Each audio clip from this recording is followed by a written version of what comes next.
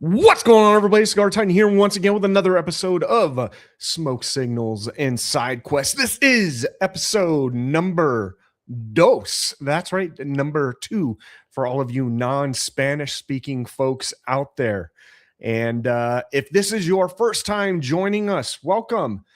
You can find us over on YouTube, over at Smoke Signals and Side Quests. You can also find us on other streaming platforms. If you just want the audio version and you don't want to see these pretty faces today, you can find us over on Spotify and Amazon Music as well. We have quite a show for you today. We're going to be talking about all things California. Holy shit, man. All right. Well, let's get into it. My first co-host we're going to bring to the stage is a man with a beard so red you'll wonder if the carpet matches the drapes. His name, Redbeard Riot. How are you, sir? Indeed. Yes, sir. Indeed. What's going on? How's it going? Well, does the carpet match the drapes? The people want to know. You know what? The people do not want to know. They absolutely do not want to know. Those drapes wrap all the way around to the back end, too, because he's got complete coverage back there. You got to stay warm, my friend. That's right. You got to stay warm up here in the northern reaches of our beautiful country. How you doing? How's your week been? Good, man. We've been working on a lot of stuff. There's not really too much, I would say, new going down. There's a lot of just kind of regular things. I think, let's see, I had here, I know I've talked a little bit about having our new puppy at the house, and yes. That's been fun. We're still sort of getting those guys to behave and play together, and so they look like they have started to really kind of get a bit of they got a little something going. They're starting to get the play down and getting sort of into each other's space, and that's nice to see. Getting a little bit of love, right? So I love that. A little bit of kissing. So yeah, definitely super happy about that. It's getting wild, right? Oh, where'd you go? Yeah, that's good times. We've also been we've been learning some things today, I think. Let's see here. I've got this real quick. Here. Have the two established who is the alpha and who is the beta yet? I don't know if that's really something that's taken place as much. I think they're still to a point. They're still figuring each other out, but he will definitely, he'll lay down when she, gets up and says, "Oh, I'm serious," Right. So that's always good. I've been learning things this week is maybe the biggest takeaway. Found out about the penny going away. Yes. At all places, at Del Taco. I didn't hear this on the news. I didn't get it on my Instagram feed. I found out about it at Del Taco. I said, "What the hell's this?" You really hadn't heard about this until the sign at Del Taco? Nope. That's crazy. Look, I am fairly disconnected. Well, yeah, and you're not in retail, so right. That's fair. I also learned a little bit about just, I don't know, how overregulated we are sometimes as a country. Here's an image for you. This is a trash can, you see. But apparently we've got to make sure, for all you smoking trash cans out there, we let everybody know that nicotine is an addictive chemical. I'm curious to know how much nicotine is in this trash can.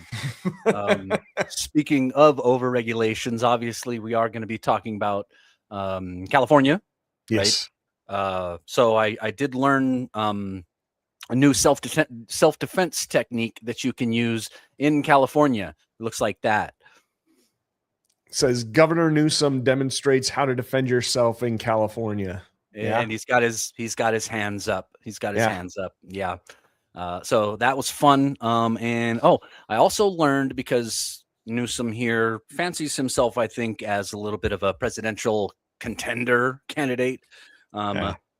I did learn what those people look like who might actually go and vote. What do you mean by It's like those people? It's some wild some blue-haired liberals. Yes. This says, me on my way to make bad decisions. Yes, when we go to vote for Gavin Newsom. That's right. Yeah, so it's been a week of learning stuff. How about you? What's going on? Not a whole lot this week. It's been a little bit busy. I'll get into that here in just a moment. But I wanted to bring in. It feels like, because last week it was just you and I. We were holding down the fort here because our resident Disney expert, Sergeant Grumpy Pants, left us. It felt much like a breakup last week. Like I felt like he was breaking up with us. There were tears. But we're gonna go ahead and bring him back. Because like a battered spouse, I love the abuse. So we're gonna go ahead and bring him back to the stage. We've got Sergeant Grumpy Pants. How are you, sir? I'm doing quite well. Thank you very much. How are you, gentlemen? We're doing great. Good. And it's good to see you. So good to see you. Oh, I missed you guys last week. Although I was able to hop on just for a brief moment in time and ask Daddy to blow me a smoke ring in the comments. So that was totally me that asked that. And so thank you for obliging me with that request. Did I nail it? I couldn't really tell. I mean, what is real? What do you mean by nailed it? Like when you said blow a smoke ring, did I blow a smoke ring, or there was a ring-ish? Is ring-ish sort of thing. As Redbeard Riot pointed out, it wasn't the Gandalf ring with the pirate ship blowing through it. It wasn't as definitive as that, but it was still good. And I was chef's kiss. Thank you, sir. I appreciate that. Anytime. How was your week? Oh my God, we had such a great time, guys. It was a whirlwind vacation that we took. It was literally, I felt like Clark W. Griswold does Disney. Okay. We literally jumped in the car on Friday, headed out. That night, we had dinner with you and the lovely Mrs. To Be, the baby, Mrs. Titan, yes, my dad, and my Mrs. To Be, and our children were at Downtown Disney. We had a great dinner. It was really good to see you guys and get some baby time. She was really well behaved, by the way, considering the fact that as late as it was and as much visual and auditory stimuli was going on, for being as young as she was very well behaved. I was really impressed. So way to beat your kids into submission. I love it. Like any good father. It's the only way. It's the only way. That was day one. Day two, we literally went down to Little Corona beach down in Corona del Mar, just south of Newport. And as we were there, we just spent the day at the beach. The family, we got to see extended family that we don't normally get to engage with as frequently because we do not live in California. They do, but we like to take periodic trips back. And so they let us know that this trip was going to be happening because I have a nephew who's in the military who shall remain nameless, and Branch shall remain nameless, but is in the military. And they are getting ready to be restationed or reassigned, and they're going to be going to Wisconsin, and the little town will remain nameless, but a little town in Wisconsin. Stuff here. Yeah, I mean, it's only because I don't want to give away the goods specifically when it comes to like military orders and things of that nature. And I know what it means to kind of be, mum's the word, hush, hush.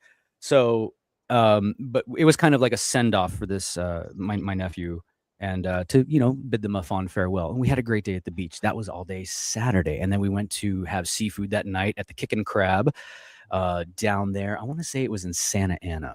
Is that one of those places where they do like the bags of buddy, crawfish and the bags of shrimp and things like that? Do. So the girls were like, can we get crab legs? And I was like, well, let's take a look. Regular crab legs, right? Like snow crab legs. Okay. Those things were like $60 for a pound. Okay. King crab legs, $109 a pound.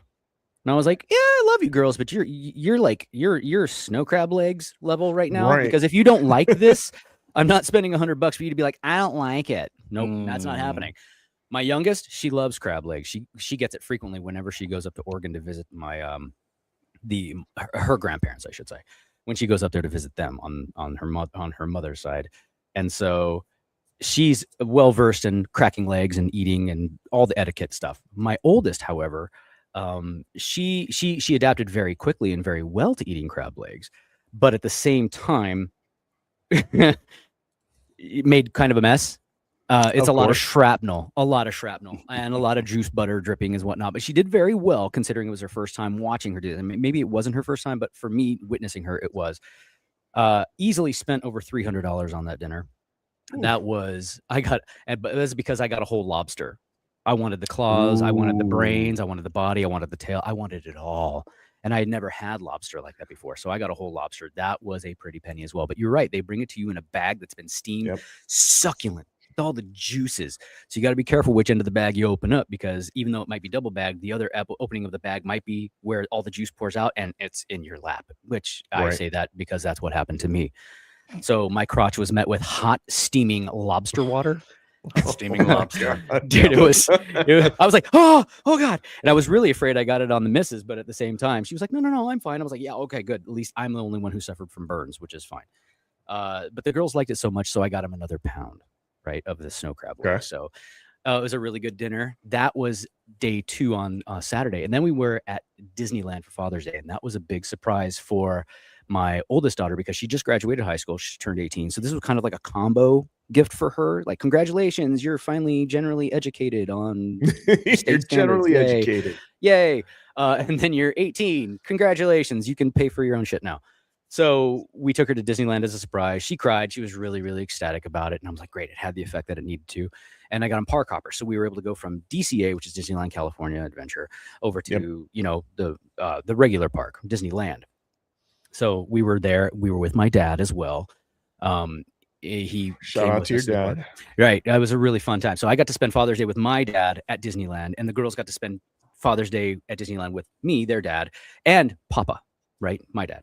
So it was a really good day. We were there from 8 a.m. till we closed the park down. It closed at midnight. So we were there going all night. And it was great because it was not hot, overcast for most of the day. Weather was good last week. Oh, dude, it was so nice. And the attendance was so low.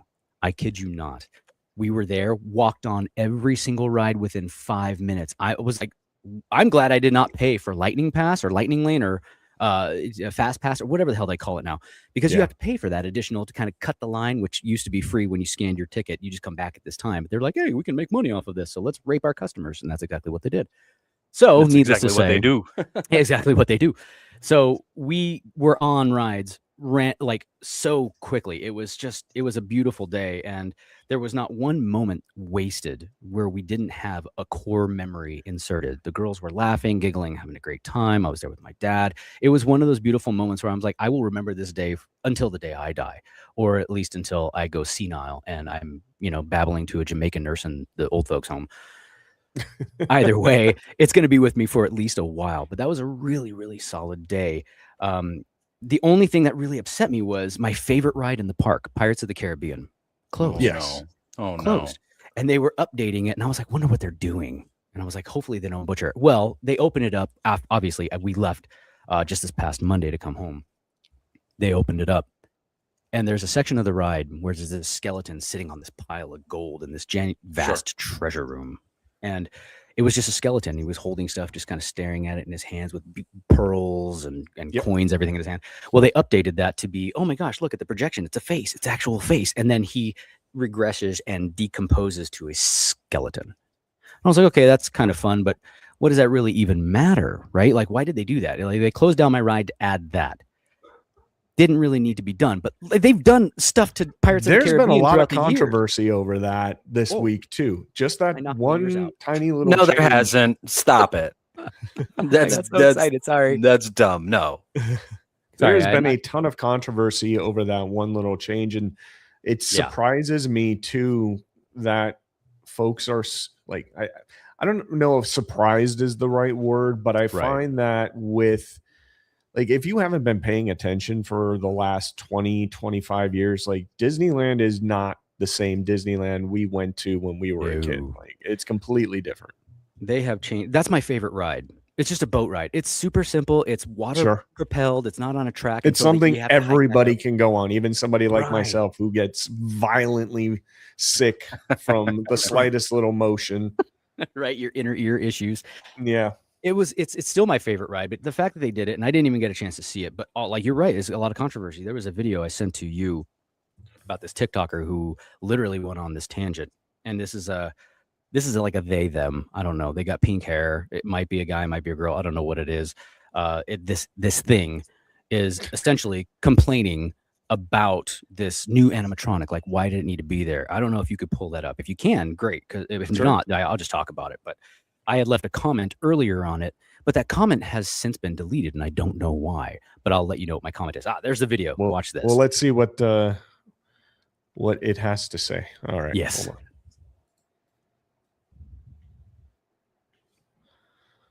Oh, I hear nothing. Yep, it is muted. Unmute. Top left. There we go. There you go. I got it. We're gonna go ahead and rewind that. This is our tech. This is a guy, message for Disney Imagineers. Put the pencil down. Put it down. Put it the fuck down. Resign. Because shit was cute. Shit was funny. All fun and games, shits and giggles until you touched Pirates of the Caribbean. Ooh. Who do you think you are? Remember I don't know. Remember the owners. Because remember this energy. There's a misconception here. Who do you think you are? Touching Pirates of the Caribbean like that. A projection face animatron. Nobody wants it. It's ugly, it's ugly, it's ugly, it's ugly, it's tacky, it's out of place, it ruins the whole vibe. Nobody's happy, whole house mad. Clearly. What the fuck are you doing? What are you doing? Kill yourself! Okay, I didn't mean that, I'm sorry. But just because you can't update something doesn't mean that you ever should. Okay, thank you. Don't ever touch my favorite ride ever again. Bye. All right, so to take that same energy, right? I left a comment, which is I don't know why it was deleted because it wasn't deleted by it wasn't deleted by the servers. I think it was deleted by the creator. That thing that we just watched in the overalls was trying to dress up like Caillou or whatever the hell it is. But I basically said, I 100% agree. The energy, like in 1997, right? They redid it where Redbeard Riot. You had mentioned earlier that there was a section where the pirates were chasing the women. Right. Sure. And at the very end, as a gag, they had the big fat moosey chasing the one pirate. And he looks really scared. She's like, "Oh no, I don't want to get caught." But the funny thing was, back up until 1997, before Women's Lib, I think it was the second movement that basically said, "This is sexist. We can't have pirates, which are miscreants and villainous rapscallions chasing women. That's the audacity, right?" Well, that's kind of what pirates were realistically. And that's kind of what the ride was meant to resemble, right? In a fun way, kind of like these guys were chasing all these beautiful women around. And then at the very end, the fat one chases the one skinny pirate around and ha, ha, ha, ha. That's funny. Well, they changed it in 1997 to where the women are now chasing the men with brooms. And they're like, they're holding trays of precious valuables and heirlooms and things of that nature. So they redid it in that regard. And even then there was a girl that popped out of a barrel and she was like, suggestively scantily clad or in the buff. And there's a pirate that's fat sitting outside the barrel and he's just kind of ha ha ha. Well, they even replaced her with a cat on top of the barrel. They got rid of her because they were like, well, that's too sexist. So that was in 1997. Can't have women in barrels. Can't have women in barrels. Everybody knows pirates don't like that crap. That's right. Anytime I've gone out to do a gang grape, I think about where I was influenced. And sitting on that boat in Pirates of the Caribbean. Sure. Pirates don't want to chase booty. What is that? That doesn't make any sense. But I mean, that's what they did. They changed it in 97. So that was one thing I put in the comment. And then I forwarded on to say, let's fast forward to 2006 when they added the animatronics of Jack Sparrow in 3 separate sections of the ride and then Captain Barbossa. I was like, they didn't really need to do that. It's fun, I guess, to make that nod to the movies because in 2003, Pirates of the Caribbean, Curse of the Black Pearl. It made sense. It made sense, right? But it was an update. And I was just like, they closed the ride for this? That's all right, I guess. Well, then we fast forward to 2018. And that auction a wench for a bride scene? Yes. All the girls are tied up. And the very, very top one is the second to the top. It was an old, yeah. The big fat moosey right there. She was the first one. The very next one was the sexy redhead. And all you hear in the audio, bring on the redhead. Obviously she's a stunner, dude. Look at her. She's got curves where it counts. She's got that hourglass figure. That is a hot animatronic. You know what I'm saying? Like, it's like when you're like looking at Bugs Bunny, but Bugs Bunny's like a girl bunny, and you're like, not bad. Kind of that same. $5 is $5, right? $5 is $5, right? But they changed this scene right here, and they changed it to where it's now Captain Red. That's her name, or Scarlet, whatever you want to call her. And now she's a pirate, and she's holding a blunderbuss and a thing of rum in the other hand. And she's like, she's a part of the crew now. And I'm like, all right, listen, there are only 2 accounts that I can think of in history where there were 2 female pirates, and both of them were very much harlots with their crew. Maybe it's So- like Cutthroat Island, right?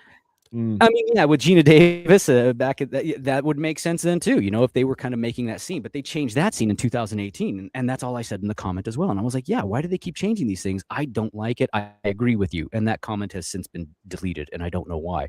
But that same energy where they're like, don't mess with my favorite ride. I've had that same feeling since before 1997. Before Women's Lib came out and said, we got to change all this stuff because it's just toxic masculinity. Blah, blah, blah, blah. It's just irritating as fuck.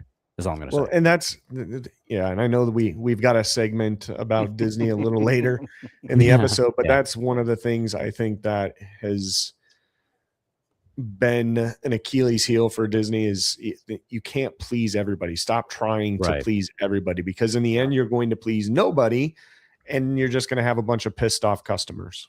Yeah, you keep bending the knee to the point where you can't get any lower, you know, and then you're going to what? The people are just going to walk all over you. Right. I do not agree with it. Just take a stance and just say, this is the way the ride is. If you don't like it, go back to 1965 when it was opened, and then take it up with Walt Disney before he passed away in 66. Okay. Right. No one has a time machine. No one can do that. So guess what? It's the way it is. Leave it alone. As you can see, I'm wearing one of my favorite Disney shirts too. This is a gift I like that I that. got for Stand up real Father's quick Day. if you can. I know you got your shirt, see but if I I can- saw that shirt and I was like, wow, that is totally appropriate for today. I'm sure Right. Disneyland is of the opinion this is our ride and we'll do what we want to do. For sure. Yeah. 100%. But it just seems like they're still being influenced from outward forces that are Sure. kind of making them go that way because they're trying to be all inclusive. I get it. I understand that. But I mean, Jesus, it's just quit messing with stuff. So anyways, after that, we came home on Monday and we've just been recuperating from the whirlwind weekend that we had. So I'm so sorry that how was your week took so long of the segment. I do apologize. I'm already like over 12 minutes deep, so I apologize. How was There was your a lot week? happening. I know, right? How was your week, Cigar Titan? Yeah, it was, excuse me, not quite as eventful as yours, but very busy. You know, had plenty of work stuff to do this week. And when we were all backstage, I was sharing with Redbeard earlier. The Mrs. Titan had some folks come over today and they were doing some work in the house. We got some security systems installed because I do travel a lot. And she's getting better with the pew pew, but she wants to make sure that her and the kids are safe while I'm out and about and traveling and everything. So we installed some cameras around the house and Good girl. got the alarm system up and everything. And then she started her acting classes this morning, Ooh. actually, which was pretty exciting. So I know you said, what did I do? I watched the baby Titan while she was doing her acting classes this morning and played the responsible father role. Ain't while nothing she wrong with was that. doing that. Yeah. But other than that, I mean, pretty calm week. You know, my job, I think for most people, you would assume it's like total chaos, and that just becomes the norm for me because that's what we deal with on a daily basis. But yeah, it is what it is. Very nice. So- Sounds like a productive week or day. Are we talking about the whole week? Yeah. I mean, just everything, you know, we get crazy people that come into the establishment all the time. And, you know, we had an incident today, unfortunately, where an associate's car, he accidentally dropped his key fob in the store, and somebody found it and went out to the parking lot and stole his car. Like you do, right? Yeah, like you when do. you It's when you just find stuff somebody's like key that. fob, the first thing that goes through your mind is, I wonder if I can take someone's car. That sounds like Yes. a scene from Grand Theft Auto. More on that in future episodes for sure. But yeah, I mean, so appreciate you both sharing. Today's episode is going to center around California. And so for the audience, if you didn't know, all of us at one point or another have lived in California. I'm still in California myself. Redbeard was, Boo. I know. Boo. Boo. But I think it's safe to say we were all born and raised in California, right? Very much so. We wanted to talk about a lot of like how has California changed over the years? Why has California changed? Are there things that have happened for the better or for the worse? And I think you get a little bit of both in there, but that will come in just a moment. I was told before we got on the stage today that there was unfortunately some people who had some complaints about our last episode. And so, Redbeard, if you wouldn't mind, there's some apologies that are due. Yeah. So last week, if you haven't caught the episode, you definitely want to go back and take a look at that. We discussed at length men, masculinity, fathers, good dads versus bad dads. Nothing to apologize for. Move on. With that said, there's absolutely nothing to apologize for. The one caveat to that is anybody who grew up without a good dad, I apologize to you. That is terrible. But listen, go back and take a listen to last week's episode. There really was nothing offensive in there. First of all, Sergeant Grumpy Pants wasn't here, so nothing could have possibly been construed as to be offensive. I apologize for nothing. That's true. But short of that, short of anything that you might have found offensive, I would liken it more like candy for your ear holes. Is last week's episode. So definitely go and check that out. And with that said, let's get on with this show. I love sweet and sour. Well, just a reminder for all of you out there who may be joining us for the first time, you have found the Smoke Signals and Side Quest podcast. We film every Saturday at 7 p.m. Pacific Standard Time sharp. If you're not into watching us on the YouTubes and you'd like just the audio version, you can check us out over at Spotify and Amazon Music. We post our episodes up there the following day on Sundays so that they're ready for you to go and consume during the week when you're on your long drive to and from work, especially if you're sitting in that California traffic. We know how much of a pain in the ass that can be. Yes, but gentlemen, let's kick off our first segment that we like to call the Burn Line. Do it.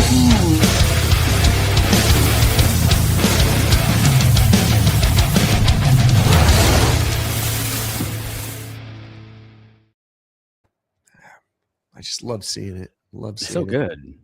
I know. So the first segment for today, we're going to be talking about our lovely... my lovely governor, the state of California, Mr. Gavin Newsom. So, I know. Talk about a flaccid subject. Yeah. Oh my gosh, this guy. So there's actually a lot.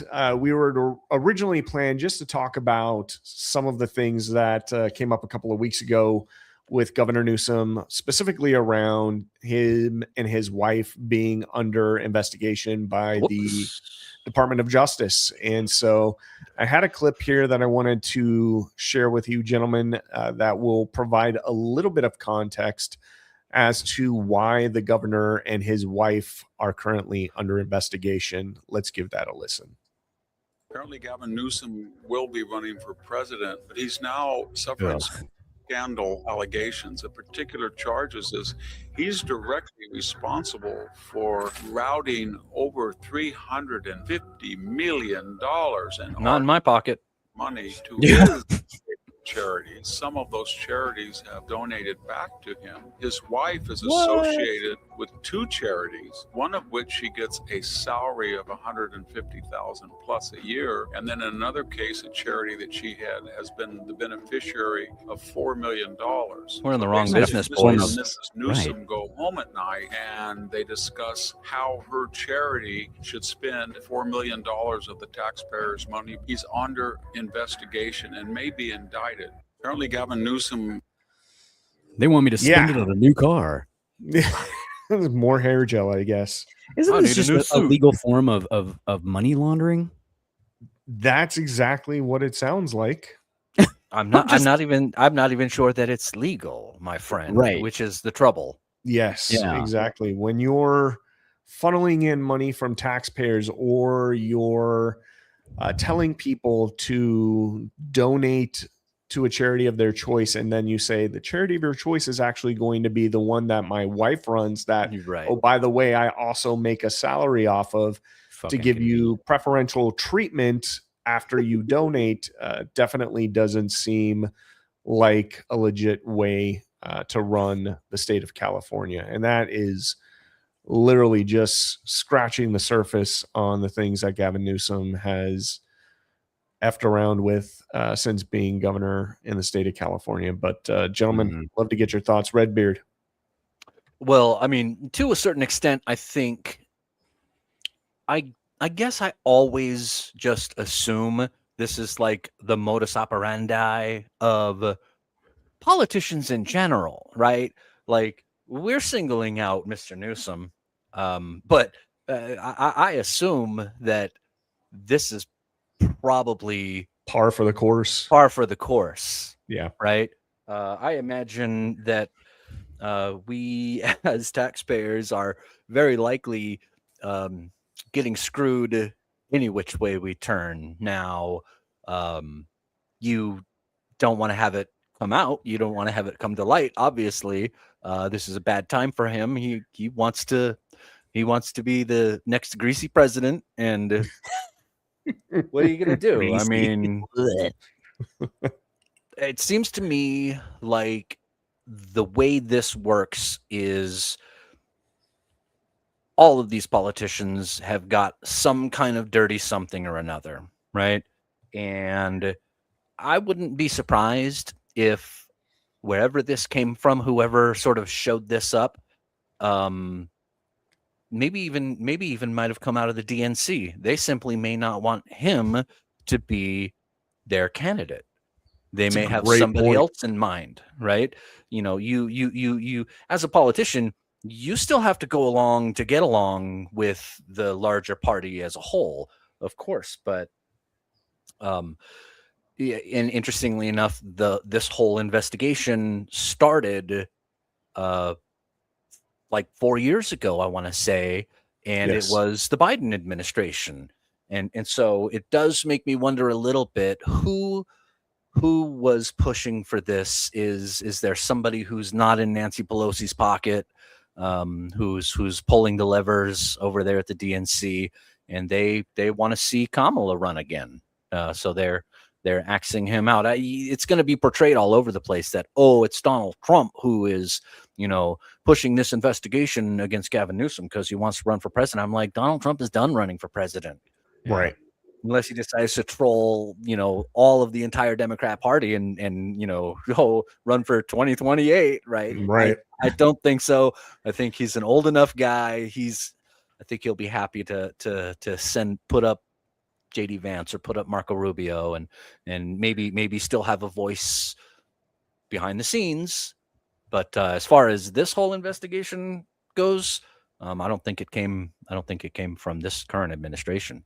Yeah, and to your point, the video that came out from Gavin Newsom shortly after these allegations were brought to light, or at least made public, was very much him going directly after Trump. And it's funny that you mentioned that, right? Because it seems like, and this could be a major misstep for Gavin Newsom if he's planning on running for president in 2028. Gavin Newsom is running for president in 2028. I guarantee it. And we can talk about that in a moment. We like to hedge our bets, right? Yeah, right. There was a Kalshi bet. Is Gavin Newsom going to run for president or is he not? He is, and I'm taking that bet 10 out of 10 times. Right. But I almost feel like he may be focusing too much of his attention at the wrong person, because you kind of touched on that, Redbeard, where you were talking about him going after Trump when he posted that video after the allegations were made public, again going after Trump. And Trump may have some influence here. I'm not saying that he doesn't. That's possible, right? But if you're going to be a 2028 candidate, I don't know that this is the right approach and that Trump should be the person you're focusing so much of your time and attention on, because to what you said earlier, Trump's out in 2028. He's not going to be running for president. I'd be focusing more of my time and attention on who might be potentially running for president in 2028 or going after the Republican Party as a whole, as opposed to going after Trump. I think what he is trying to do, and it may be really the only play that he has, is he really wants to position himself as the one that Trump doesn't want, right? Right. Trump's biggest enemy, and Power in that. in saying, hey, I'm the guy that, hey, you all hate Donald Trump. Well, I'm the guy that Trump hates, so I'm the guy who's going to be the thing, Right. the That thing. Sergeant Grumpy Pants, what are your thoughts around the investigation and maybe a potential 2028 run from Gavin Newsom? Now, you guys hit the nail on the head with that one. Gavin Newsom is definitively, in fact, going to be running. He's going to be, I think, the main guy that they're going to push for. Look, everybody who sits there and says, well, this politician's different because, they seem like they care.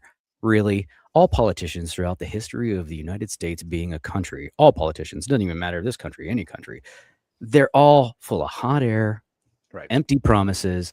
It's a long-standing joke. So how can anybody sit there and go, oh, but this guy's different? He's Like, different. yeah, he's definitely different, that's for sure. But I mean, all of them, what's the old saying? They all do that shuck and jive, right? They never really answer questions directly. They just kind of tap dance around it, so to speak.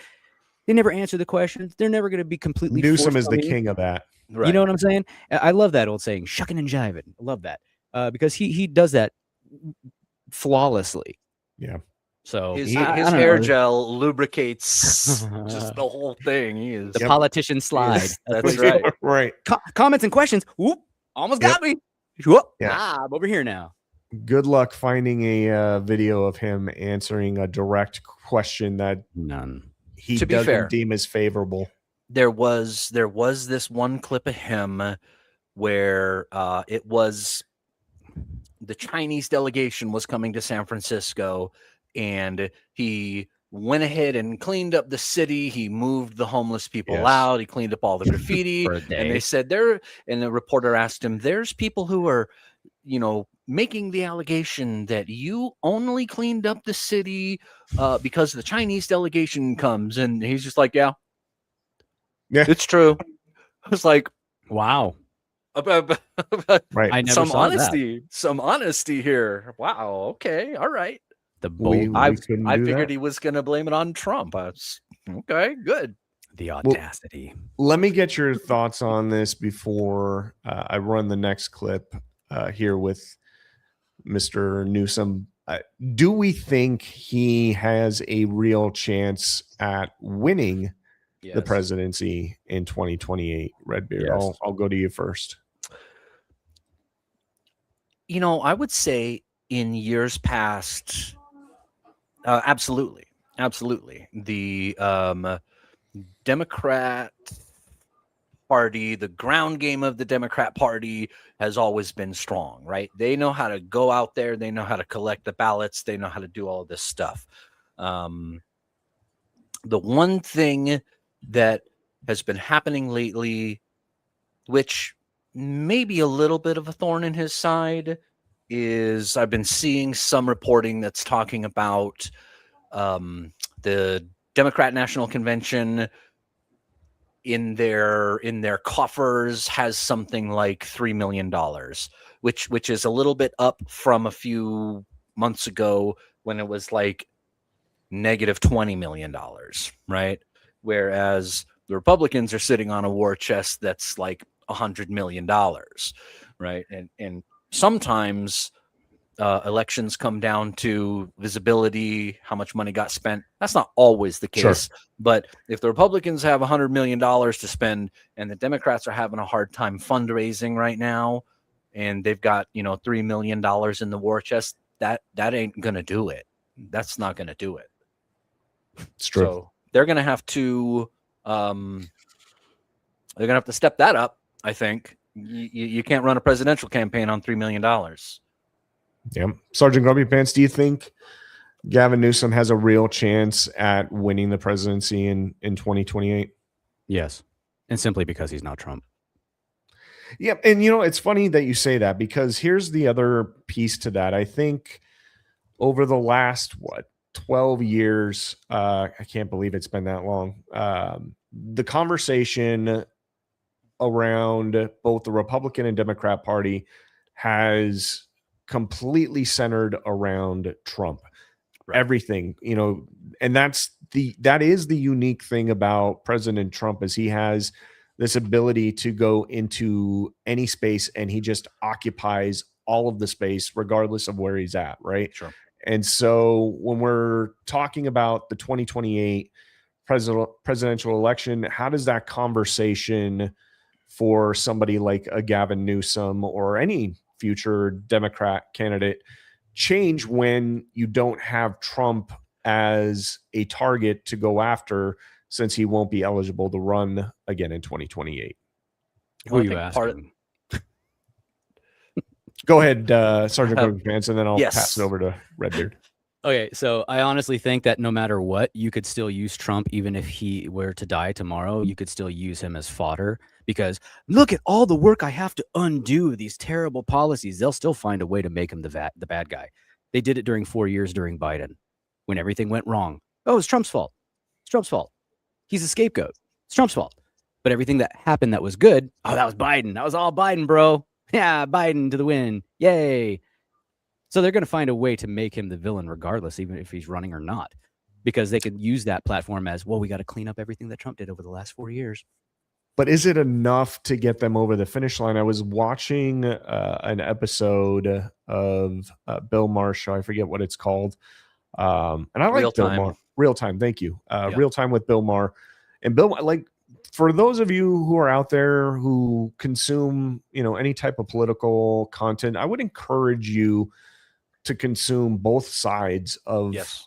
the political content, so that you actually know a little bit about both of the parties. And Bill Maher is one of my favorite go-tos. Now, I certainly do not agree with Bill Maher on a lot of issues. But one of the things that I did agree with him on recently was he was saying that the Democrat Party has an identity problem right now, and they don't know who they are. They're not talking about any issues. They've given up the traction to things like the economy and immigration to the Republican Party. And these are now big talking points for the Republican Party. And without having an identity, and there being kind of a massive shift inside the Democrat Party to more Marxist, socialist views, and you're seeing that now more in New York, where they've just recently voted in a couple of socialist communists into office over there. And I'm not just talking about Zoran Mondami, but again, is that enough? Just the Trump hating? I question whether or not that would be enough, Redbeard, to get them over the finish line in 2028 if they don't really have a solid message to go off of. Well, the thing that I think a lot of people, and maybe to our own detriment, that a lot of people do is, without really paying much attention to the politics of the day, they go on and they put their little mark next to whichever letter it is that they find to, be the one that is whatever socially acceptable, or Right. I vote R, I vote D, and not even know some of the real sort of political conversations that are going on. And I get it. I'm extremely busy all the time, and so there's a lot of that stuff that I don't get my hands on. I don't see it. It'll come up in the socials or whatever, and And so you do kind of see some of that. But if that's not what your algorithm is doing, you are not going to know anything about what is going on. And your friend's going to say, hey, let's go to the voting booth. And oh, I don't know anything. I don't even know who to vote for. Oh, it's cool. Just, vote for the Democrat, or, just vote for the Republican. Yeah. And I don't think anybody would dispute that in general, the larger media complex. So we're talking about your CNN, ABC, NBC. They are going to give favorable coverage to Right. the Democrat side, and less so to the Republican side. Now we've seen in the last 12 years, like you were saying, is an enormous change, a bifurcation there, where it's like Donald Trump is the devil, Donald Trump is Hitler, to the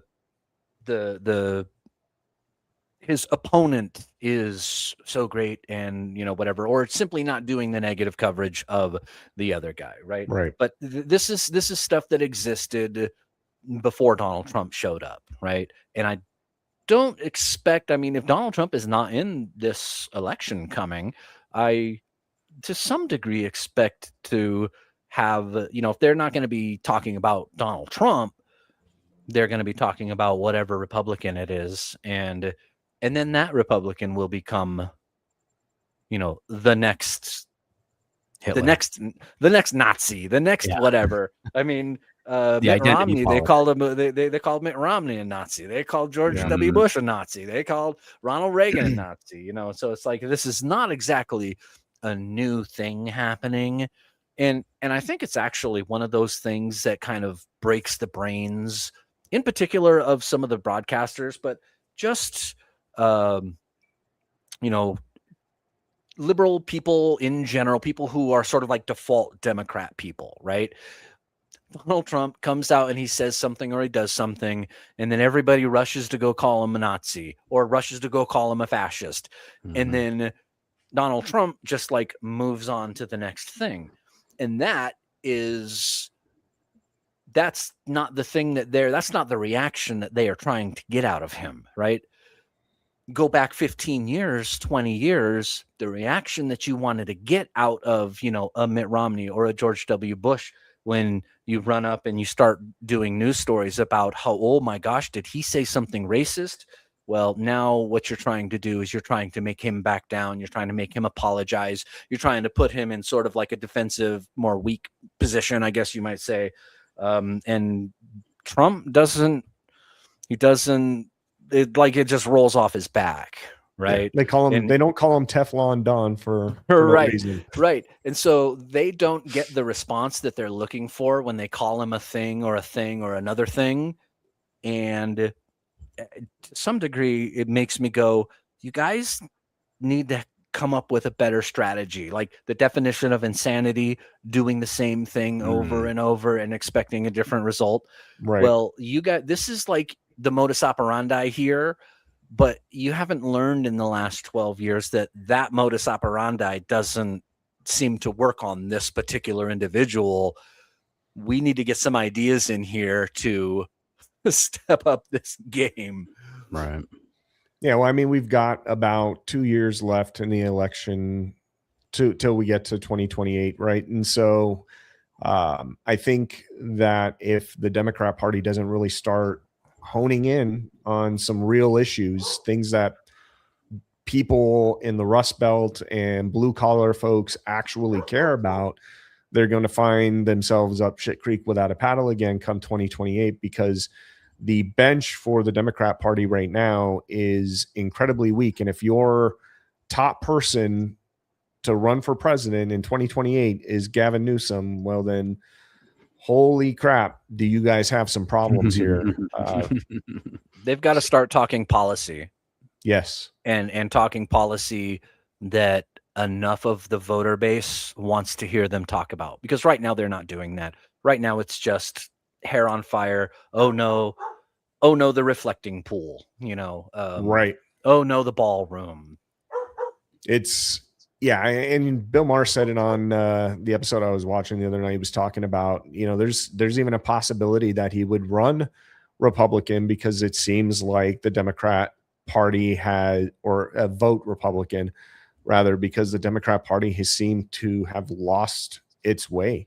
They've allowed for too long to be too inclusive of everybody, that now there is this extreme socialist communist wing of the Democrat Party. And look, if you're not a Republican or you're not a Democrat and you're an independent, you can say what you want about the Republican Party and Trump, heard it all, and that's fine. And some of it is justified. But at the end of the day, when you have people openly stating that they're Marxists or they are communist, right, and they're in that party, that should be a concern. What are your thoughts around that, Sergeant? When they tell you, believe them. Yeah, right. Believe them. Well, the identity politics has definitely gotten out of control on both sides, where people like Redbeard Wright mentioned, well, I'm just going to put my check next to the D because that's what I'm registered as, or the R. Are they actually looking at what this politician's beliefs, policies, what they want to accomplish are? Are they even looking into that stuff that deep? There's so much stuff on social media where both the left and the right have been disproven. Like, why are you voting for this guy? Oh, because they're just going to do awesome things. All right, what's one of the awesome things that you like about the policies they're going to do? Well, I mean, it's just, that's because they just seem like a really genuine person. They don't really have a definitive answer that they could point to because they didn't really do the research into the politicians' policies and the things that they want to change. So they're lemmings. They're sheep. Yeah. You have them on both sides. And unfortunately, that voter identity, right, so strictly tied to I'm a Democrat or I'm a Republican, right? I don't care who knows. I'm a registered independent, but I have voted Democrat in the past, right? The very first time I was able to was 96 for Bill Clinton. I voted for him, right? But I was in my younger years, and those are the things that I was drawn to because, MTV, get out and rock the vote. Yeah. And, if the DNC only's got like $3 million sitting in their bank account, I'm not sure how they're going to afford to pay for Megan Thee Stallion on another presidential campaign run. But, they're going to have to get more funding for something. And if it's not her, it's going to be someone else that's en vogue that they can use to influence these young people. And Kamala Harris has even said it. What do we know about these kids? They're 18 to 24. They are dumb. Her words. I'm paraphrasing, obviously, but she's like, they're dumb. They're stupid. They don't know. These politicians aren't fools. They know exactly who to go after in order to get that vote, right? They placate to them, so to speak. Yeah, absolutely. Well, bring it back real quick. This was, I think, kind of absorbed some of the topic on what we were going to cover today, specifically around California and Gavin Newsom. Like I said earlier, we were originally going to just talk about the fraud charges and everything else, but then Gavin Newsom posted this video earlier today. Probably won't listen to the whole thing, but I thought we could listen to a snippet here. Let's see what Mr. Governor Newsom has to say. It's time for a national billionaires tax and a new social contract. Think about this. Just 10% of people in this country own 2/3 of the wealth. A 30-year-old, for the first time in American history, is not doing better than his or her parents. That's a 5-alarm fire. American wages have stood still. And he knows all about fire. Across the spectrum, cost of living has skyrocketed. The system is fundamentally broken. The federal tax code, the corporate tax code, and the inheritance tax code seem to be written for a different set of Americans. It's time for an economic reset, a true minimum tax on billionaires that, ensures the people at the very top pay at least the tax rate their own workers pay. I absolutely hate this phrasing because this harkens back to the things that the Democrats were saying just a couple of years ago. And you heard Kamala Harris, like a parrot, saying this over and over and over again. You heard Joe Biden saying this over and over again. The rich just need to pay their fair share. I absolutely hate that statement.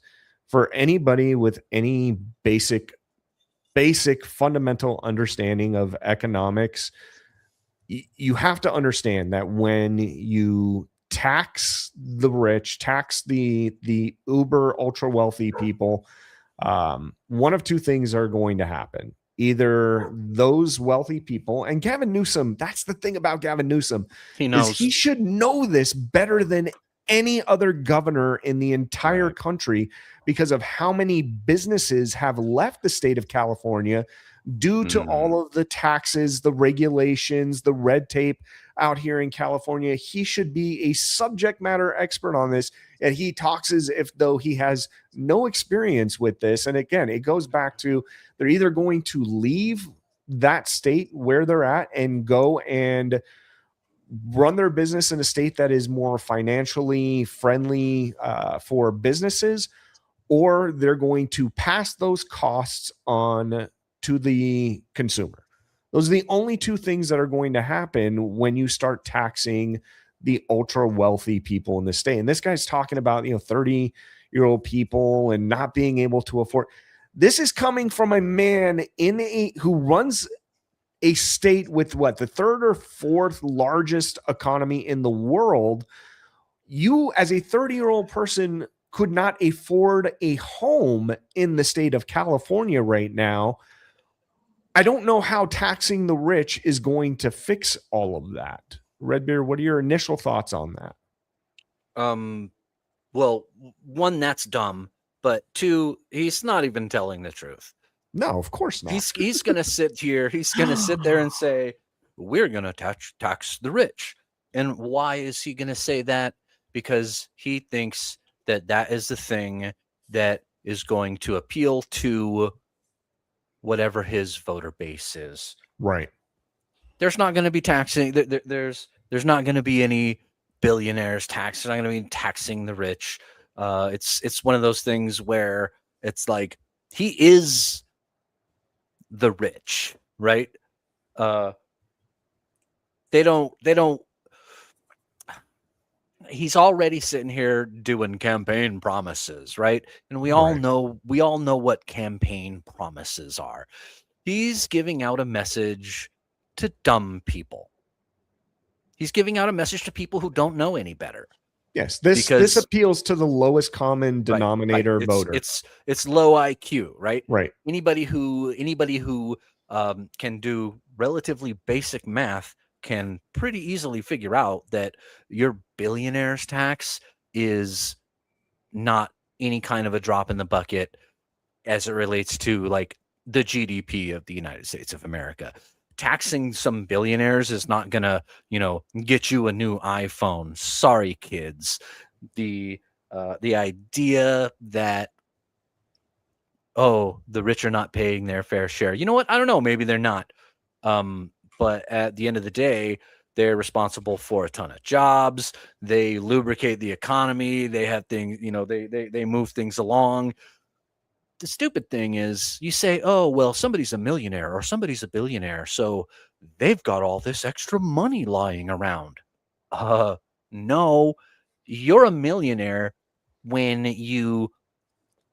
you own a house in California, right? And maybe a couple of cars, or your assets effectively make you a millionaire. Some of these, Elon Musk is a trillionaire. He's a trillionaire on paper. He doesn't have $1 trillion in the bank. Net right, worth. Right. He's got this business and this business, SpaceX, Tesla, whatever else it is. And these companies are valued at some certain amount of money. There's not, a checkbook that he's got that, is linked to a bank account that has $1 trillion in it. No, that's not the way money works. And Gavin Newsom here is talking to people who have no idea how money works. That's right. Well, and I just pulled up a post from Gavin Newsom on X, and it says, it's time for a national billionaires tax and a new social contract. 10% of Americans own 2/3 of the wealth. Wages have stagnated. The cost of living has skyrocketed. And I thought that quote in particular was almost somewhat condescending. This is coming from a man who has drastically increased the wages in the state of California, where in things like fast food restaurants now, the minimum wage is $20 in fast food restaurants. And he structured this also in a way where it wouldn't affect the businesses that he runs, like his restaurants and his wineries and things like that, so that he didn't have to pay his workers $20 an hour. It was very specific, and he took the time to make sure that it wasn't going to impact him, which is somewhat ironic that you're saying that wages have stagnated. No, wages have not stagnated. It's not the fact that wages have stagnated. It's the fact that the cost of living, especially out here in the state of California, has gone up so dramatically that the inflation has outpaced the wages. It's not that wages have stagnated. Well, and this post also sort of pretends that the reason that the wages have stagnated and the reason that the cost of living has skyrocketed is because all of these billionaires have all of this money. Right. There's not a finite amount here, right? Elon Musk having $1 trillion doesn't mean that, somebody came and took some money from me and gave it to him. Right. They're just holding on to it. Sergeant Grumpy Pants, what do you think? Coming down to this entire national billionaires tax, a new social contract. You guys might remember this individual from many, many, many years ago. He was a criminal in Nottingham, but he was a hero of Sherwood Forest. Do we remember that guy's name? What was his name? His slogan was "Rob from the rich and give to the poor." What was his name? Mr. Hood? Hood, yeah, something. Robin. Oh, like he's Robin, stealing Robin Hood. Yeah. Well, that's all well and good. That's all well and good until you do like Gavin Newsom apparently does, which is rob from the taxpayer and give to himself. Correct. And that's a great point, because at the same time, when these billionaires leave his state, which that's where his border is, the end of California, right? That's it. And Zoran Mamdani, I remember him saying that if all these billionaires want to take their businesses and leave New York City, he was trying to find a way to impose a tax for them to leave, one, and still be able to tax them no matter what different city and state they went to. That is correct. He was trying to do that. And I'm just like, well, that's not going to be able to happen, right, at that level. But then you also have them going, well, when they all leave, who do we tax now? So then it becomes, well, rob from the poor to give back to myself so I can be rich. Right.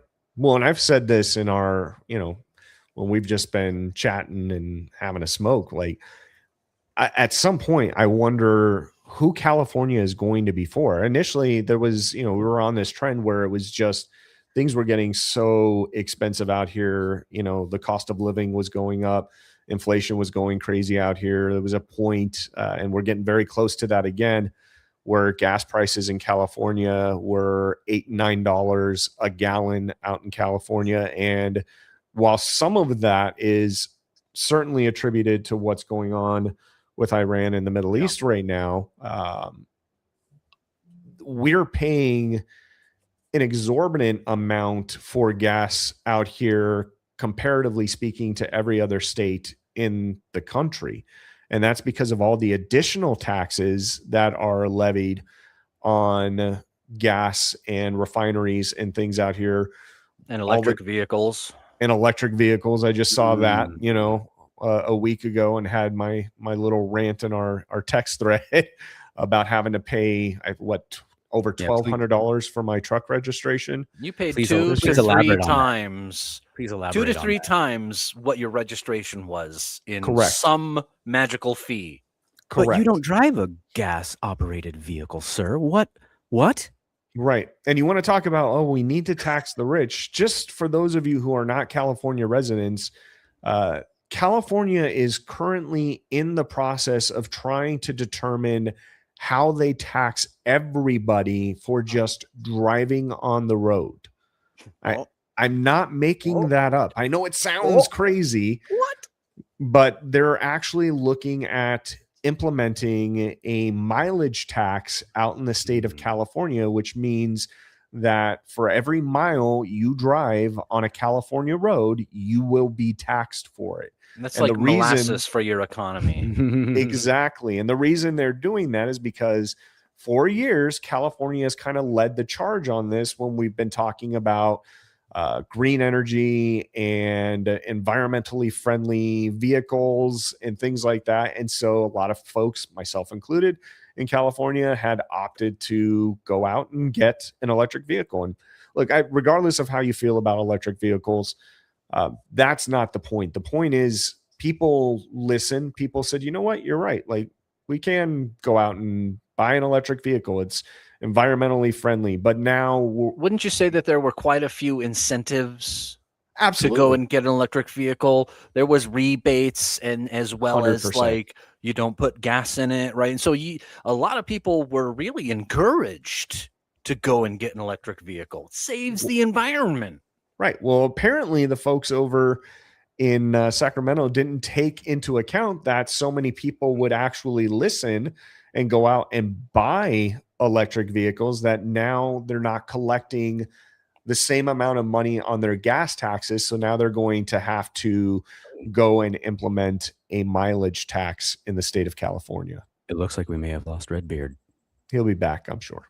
Oh, Probably that's just good. a potty break. Probably just a Gotcha. potty break. So, which is really funny because you say that they want to implement a driving on the road tax, so to speak, just to be in California and you're riding on Just the road to drive there. on the road. Which is funny because there's another country that actually does a road tax for driving on the King's Highway. And it's funny because that country is actually led by a king. Isn't that weird? Weird, right? How does that work? How does that work? It sounds like you've had a little bit of experience with it. Well, yes. When I was stationed at RAF Mildenhall many, many years ago, you owned a vehicle. You had to take it in for a vehicle inspection. Then you had to pay road tax. You usually go to the post office to pay that. It's a little disc medallion that sits up on the windshield. That way, if you get pulled over, they can't fine you for not having it because you paid your road tax. I think now it's like £200 a year just to drive over there, right? To own a vehicle to drive in England, okay? I'm not sure how it works in Scotland, Ireland, or Wales, but in England, I know that you have to pay a road tax. And that's funny because they have a king. We don't have a king here. Now, California all of a sudden We've got a lot of protests for no kings, though. Oh, really boy. weird, right? How that kind of all ties in together. So I just thought it was kind of a funny thing to bring up. But yes, you had to pay road tax after you get your vehicle inspected. And if your vehicle is not roadworthy, you will not pass your inspections. So then you can't get your road tax and drive your vehicle there until it's been inspected properly and it is roadworthy. Scott the Robot says they pay a TV tax too. Is that true? They do. There's a TV tax that is there. If you own a TV, you pay a tax. If you have a doorknob, there's a doorknob tax. This is all is a based on doorknob tax. Stop. Just stop talking. You're going to give California ideas, and they are just going to go. I can just see ham. Newsom listening to this. don't do Doorknob it. tax. Doorknob tax. Love it. TV tax. TV Got it. tax, What else that can is we tax. tax them Very on? true. And that's literally it. And you are in England, and England is run by, well, a king is just basically like the queen. The queen was just a figurehead. Parliament and all them, they kind of run the country. You know, they just have the tradition of having the royal family there. But I think it's now King Charles since Queen Elizabeth had passed. But yeah, that's what it was back in 1999 to 2002. And as far as I know, it has not changed. It's still I the still same. need to know, Sergeant Grumpy Pants, what the hell is a doorknob tax? Literally a tax if you have a doorknob. They don't have doorknobs there. It's not doorknobs. What it is like So a little latch, and it's a tiny little turn latch that you open your door with. I have never seen a How doorknob. in the world? I mean, I understand in a country that's run by a king, you can pretty much do whatever you want. But like, I don't know, man. It's like you said, it's a country run by a king. They can do whatever they want. They have their traditions, and that's one of the things. Now, that is one of the things that I remember people telling me about when I was there. Whether it's actual or not, I'm just, literally just making a gaffe. It could be real, but they do have a TV tax definitively, as Scott the Robot did mention. You know what's funny here is the audacity. audacity. The audacity of this man talking about an affordability crisis. Bro, I've been left your state, but I lived there for 45 years.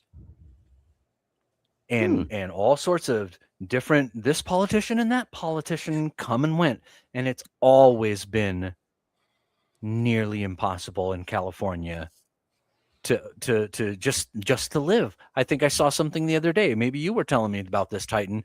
$100,000 being considered like low income in what I think you were saying Orange County or something like. Correct. Anywhere, $100,000 a year is low income. Look, you say what you want about Republicans, Democrats. There haven't been Republicans in California for at least 20 years. There's like 5 of them, right? Right. So if this guy wants to come along and say, whoa, affordability problem, bro, you've had practically ultimate power there for the last 2 decades. It's a one-party state. The audacity, I say. Yeah. The audacity. I mean, how dare you, sir? It just with everything, you know, and it's $100,000 low income in Orange County. When you go up further north into areas where Mr. Newsom lives, like Sacramento, San Francisco, if you make less than $250,000, let that sink in for a moment. $250,000 a year is considered low income in the area where Gavin Newsom lives. Well, let's make him president, though. Right? And you're talking about how wages have stagnated and how things, you know, aren't affordable. Well, no, they're not affordable out here because this has been a one-party state for so long, and because Democrats have deemed it that way out here. You know, we had a very brief run with a governor by the name of Arnold Schwarzenegger, who was in office for 8 years. But let's be real. Yeah, let's be real. I mean, you're a Republican governor, and I'm hopeful that we'll have a Republican governor again come November. But I'm also very realistic about what that means for the state of California, right? Because having a Republican governor does not mean things are immediately going to change for the better. There's going to be so much pushback that any Republican governor is going to have in the state of California that their hands are essentially going to be tied from the time they're sworn in. Yeah. So I don't know that things are going to change. I think, you know, we need to get away from being a one-party state. But then there was obviously the redistricting that took place earlier this year or late last year. I can't remember. That certainly worked out in the Democrats' favor out here in California. And so I just don't think that the California we grew up in is ever going to be something we're going to return to. And that's a really sad thing to say. I agree, 100%. I did see a funny video about Gavin Newsom that I wanted to share before we go ahead and move on to the next topic. So I'll pull that up right now. And this picture kills me. Gavin Newsom. Oh, yes. My favorite is the one that has him next to Butthead, and it says, once you see it, you can't unsee it. Why is there a portrait of Luke Bryan there? Shout out to Luke Bryan. Add that to the apology list for next week. That's right. All right, here it is. I'm Gavin Newsom. I destroyed California with my bad ideas. Congratulations, Newsom. Highest gas prices in America. Number one. Number one. If you're going to be number one in something, congratulations. Record crime, violence, and homelessness. Yep, California is certainly known for that. Stop Newsom's redistricting. Yeah, well. But let's make him in charge of our foreign policy. Let's do that. Right. In the entire country. That'd be fun. All right, well, it's time to move on to our next segment. But before we do that, if this is your first time joining us, welcome. We're glad to have you. How are you? This is the Smoke Signals and Side Quest podcast on YouTube. We air every Saturday night at 7 p.m. Pacific Standard Time, rain or shine. I did not intend to make that rhyme, but it did. If you want to catch just the audio version of this, you can check us out over on Spotify and Amazon Music. But let's go ahead and move on to our next segment we like to call Allegedly Dumb.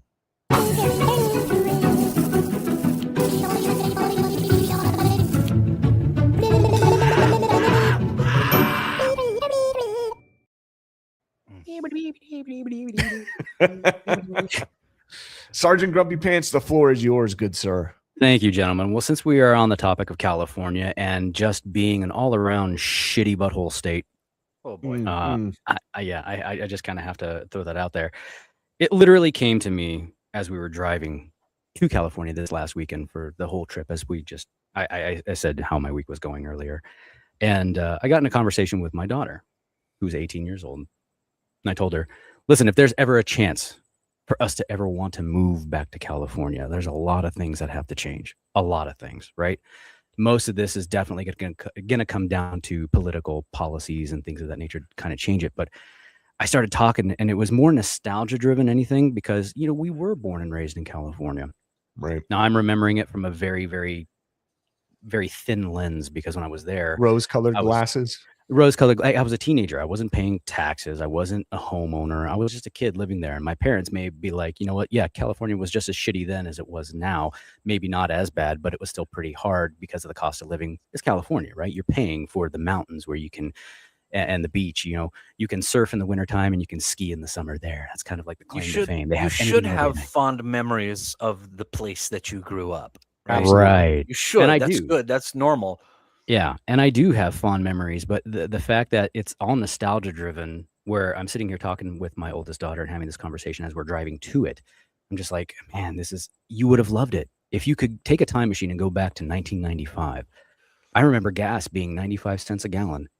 Yeah. You know, it was crazy. And that's when we first started driving. We were high school students, you know, $20 could get me all the way down to Huntington Beach, go play in the water all day, eat Taco Bell, live like a king, come back home, and I'd still have money remaining and that was just $20.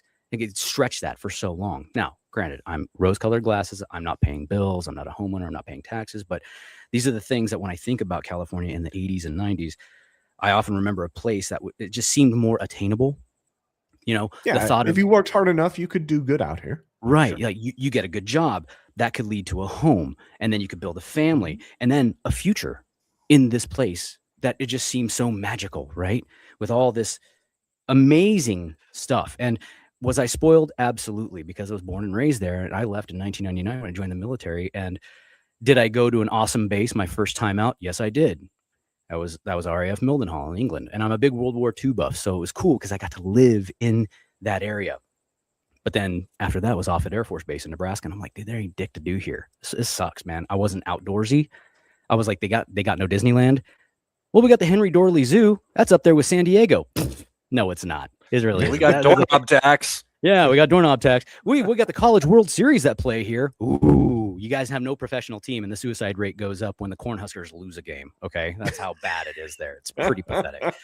I hate it. That place was my nom. I literally just didn't like it. But then again, I was also in my mid to early 20s living there, but coming from California and then England, which is living abroad and having this great time, and then going to a place like that where I'm like, I'm not into hunting. I'm not into outdoorsy stuff. There's no ocean. In order to go snowboarding, you have to drive at least 9 hours to get to Breckenridge in Colorado to do anything, because it's the closest mountain is 9 hours away. It just was one of those things where I'm like, what would it take for California to kind of get back to its former glory of like the 80s and 90s that I'm remembering as a kid, right? So I started looking into it, and a lot of this has to do with the housing, right? Real estate, the way that works. And as I'm doing research, I'm going down this rabbit hole when I'm looking at everything from the 80s and 90s, like housing costs rose so much faster than the income because of supply and demand. They didn't seem to keep up, right? You had California that had built 3.6 million homes and housing units, right? But they grew 9.4 million in residents, right?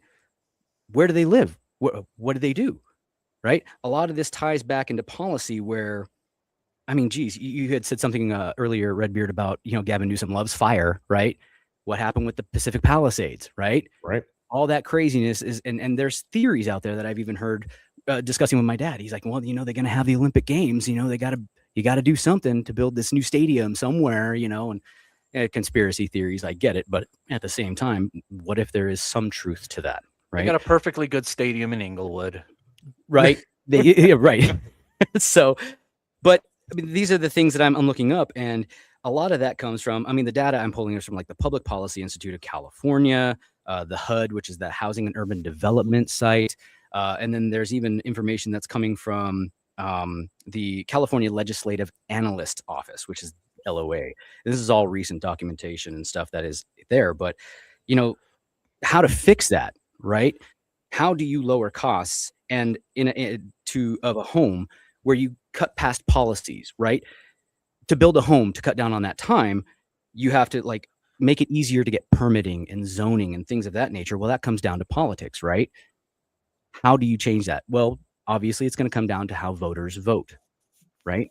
They keep voting for the same thing over and over again and expect different results. As Red Beard Riot said, that's kind of insane because nothing has changed. Nothing seems to be changing.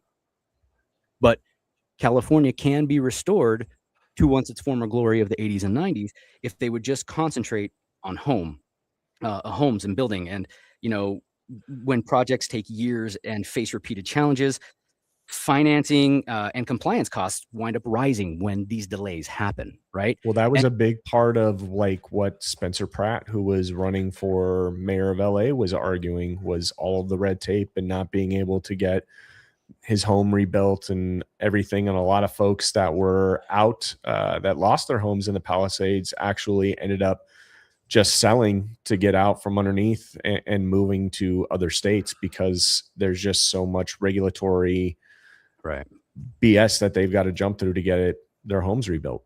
The red tape is strong. Yep. It's very strong. So, but a lot of that comes down to California governmental policies, right, that are in place that prevent these things from moving forward. And it's just sad to see that this is just one aspect of it, because when we were talking about it, I was like, I would love to buy property in California, but where do I get it? And where do I get it at a decent price? Well, the average good luck house out in California right now is going to run you, last time I checked, it was between $700,000 and $750,000 for the average home in California. Yeah. Now, anywhere else in the country, that's going to be a damn nice home with some land attached to it. Out in California, you'll be lucky if you get a shack with $750,000. Right. And we're looking at the cost of that with inflation kind of adjusted for it since like 1990 till 2026, where from 1990, homes were ranging between, they rose from like 456,000 to 753,000, like an average, right, of what the cost rose up. And that's quite a jump. And even rent, right, 1,300 to 1,800, and even then higher than that, right? And this is another problem that they're talking about, is how to fix being able to get homeowners into homes when mortgages are more expensive than paying rent. That should not be. That should not be at all. So that comes down to another problem here, which says about 46% of California households would likely qualify by income for bottom tier home mortgages. And that's down 57% since 2019. And then for mid-tier homes, only about 23% qualify in 2026. And that's down 31% from 2019. And I started thinking, what happened around 2019 with the housing market when they were just saying, we'll give you the lowest interest rates? COVID. Yeah. My home's a COVID home. This is going to be a generational home. Why? Because I will never see an interest rate this low ever again. Well, what does that do to the market? Because I'm not going to sell. Everybody else who has these amazing COVID homes at these interest rates that are locked in for 30 years, they're not going to sell. And if they're not building anything new, what does that do to supply and demand? Young kids, these Gen Zs that are coming up, they have no homes to buy. And now the interest rates are going back up because I think it's the Fed that controls the interest rates. Yeah, correct. Well, there's literally no give there whatsoever. Well, and the other thing too is that all of the new residential development out in California, the vast majority of that is in apartments. And so we're not building out, we're building up. And you just essentially, my neighborhood is a prime example of that. 20 years ago, it was a lot of dirt fields around here. We didn't have a mall. Now you got a Top Golf. Now we got a Top Golf, and we've got an insane amount of apartment complexes that have sprung up all around the city that I live in. And so it's become this nice kind of suburban area to almost like a major city where you're literally living on top of people. Right. Which I'm almost not even necessarily mad at, because let's say I had a couple $1 million that I was going to invest into real estate. Sure. Right. Am Sure. I going to go around and try and put up 25 single family homes that in the same space I could put up 200 apartment units? And some of the biggest problem there is just the amount of regulation and red tape that you have to do in building anything. Building anything new. The California has their high-speed rail. Yeah. How's that going for construction? They're having a little let bit you of a know. difficult time. I'll be on one of the first trains from LA to San Francisco or Sacramento, whatever it is, when they in get that thing up and 2072. running in 2072. Yeah. It'll Well, be the haven't they thing that they wheel me onto in my wheelchair as I'm ready to die. Haven't they already invested, what is it, like 13 billion into this whole thing? And now they're like, is we that don't know all? where the money is. We don't know where the money is. Nobody knows go? where the money went, but if you drive So up crazy. the 5 freeway on your way up to the Central Valley or Central California, you'll see all of the massive pillars that were built to support the railroad that just never came to fruition. Right. And so California still has a lot of these cool strengths. They got all these great jobs there, but when people moved there for these jobs, they didn't have a place to live, right? That growth was never accommodated for with homes and housing units and things of that nature.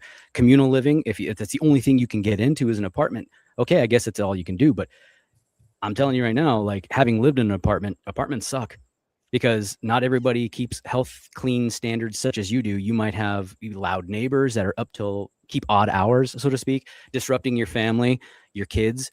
What if they get bed bugs and they spread to your apartment, or cockroaches? You know what I mean? People are just gross, and communal living is one of those things that's just like, I really don't want to share a wall, a ceiling, or a floor with people, right? It's not really convenient to be able to grow a family and attain that Redbeard makes American a good dream. point that, if you're an investor, that's certainly where the money is. If I was investing, that would be where I invest money. No doubt, right? Because that is something that is springing up like the prairie grass after a good rainfall, right? It's just coming everywhere. One of those things to kind of help stabilize that housing market is by increasing the move-in and inventory and new supply. And a major constraint today is many homeowners are locked into the low mortgage rates. Like I just said, as of September 2025, about 77% of Californian homeowners had mortgage rates below 5% because of that whole COVID business, right? And while new buyers face a much higher rates, it's reducing turnover and keeping the inventory tight, which makes that California dream almost unattainable. How do you do it? How do you live? Well, a lot of this comes down to, again, who you vote for, the policies that they're pushing, and so on and so forth. Basically, it came down to me having this discussion with my daughter and realizing that, like, wanting to be able to own something in California can't be based off just nostalgia, right? I have to be able to do the research and look into it and go, you know what? Honestly, this is what needs to happen. And that doesn't appear to be anything that's going to happen anytime soon because of the way people vote continuously. There's a D next to this guy's name. Check. They don't care what the policies are and how it affects them, or anybody else, so to speak. I will say that if any Democrat out there listening wants my vote, lower the price of cigars. Okay, I just paid $395 for a box of my favorite sticks, and I live in Arizona. I can't imagine what that would cost in California. Well, there's additional taxes out here for any type of tobacco as well. Yeah, so that's a surprise. So, I mean, kind of just in closing with all that, it's a lot of it is heavily influenced by politics and the much needed state governmental reformation and politicians placed in power by the voters that need to change it. So, and you got one or two options: vote differently or just leave. What are your options, right? You leave, you go somewhere else, but then you take your politics with you and expect to have it better over there. What is Texas kind of going through right now with this influx of Californians leaving California, going to Texas, and they're bringing their politics with them? Well, that's the thing that I just don't understand. If you're going to leave a state because it's not affordable, because you don't like the politics, you want more freedom. Why on earth would you go somewhere else and then vote exactly the same way? That is the most ridiculous thing that I can think of when it comes to relocation, is taking your politics with you to another state if the state you're leaving isn't aligned with what you want.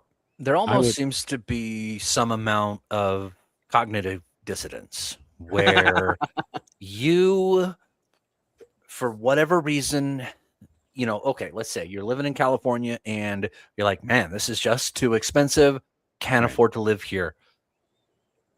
If you can't answer the question of why, and it's just like, oh, well, you know, if you can't tie it directly back to policy and government and politicians and these kinds of things, well, you're gonna do that. You're gonna go to another state and you're gonna vote just exactly the same way that you did before. If you don't recognize the accountability that gets placed on the people who are leading your state or your locality or whatever it is, then why would you vote differently? Well, it's really funny that you say that, because most young kids look at socialism as it never worked in Venezuela, but they weren't doing it right. So we're going to vote for Zoran Mamdani because he's a socialist, but he's an American socialist. So maybe he'll do it right.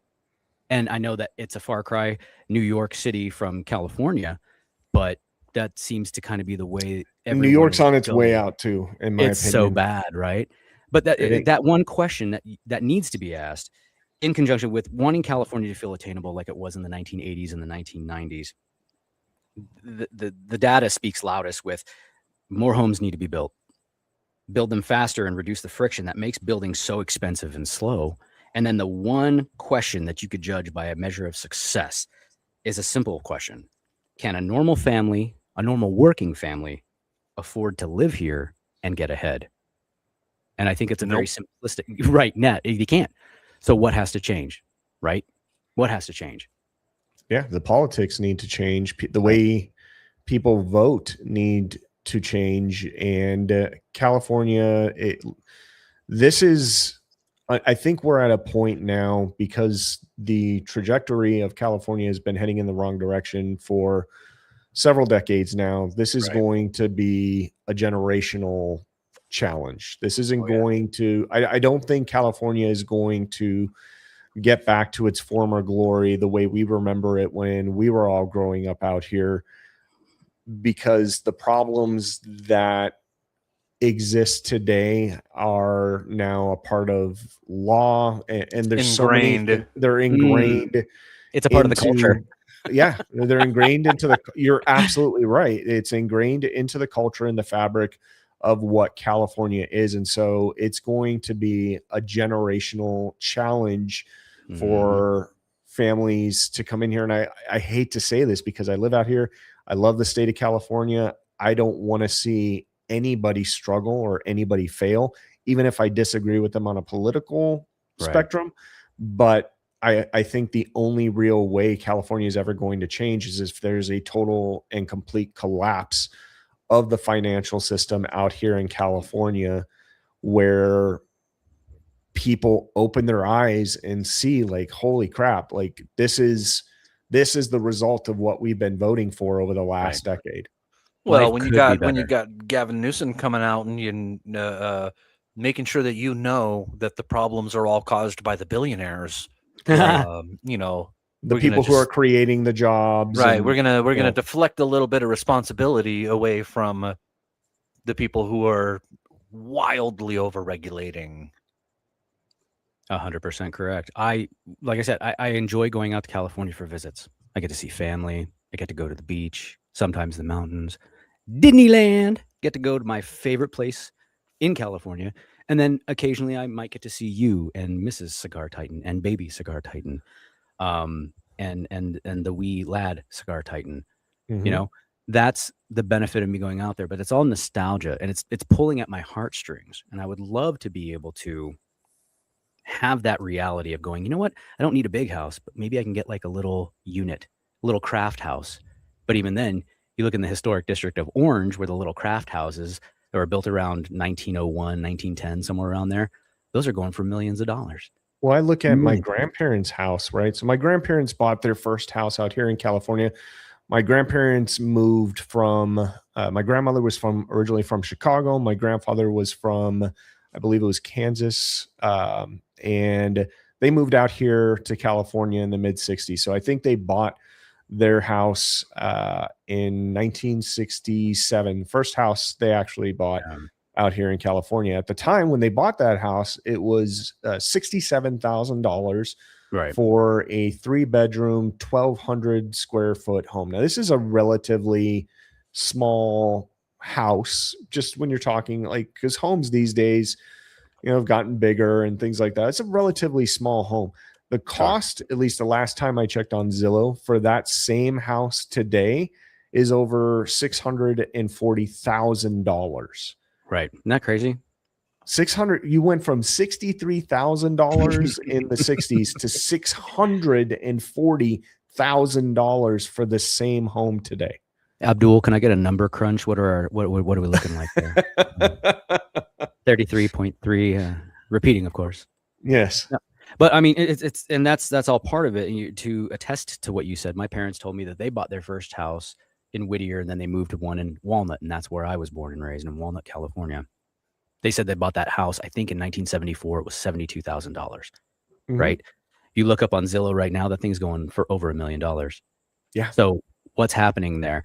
Is it just because anybody who buys a home, let me go ahead and inform you right now, you will never 100% own your home, even after paying it off in 30 years. Because guess what? The government still owns the land. Property tax, right? That's right.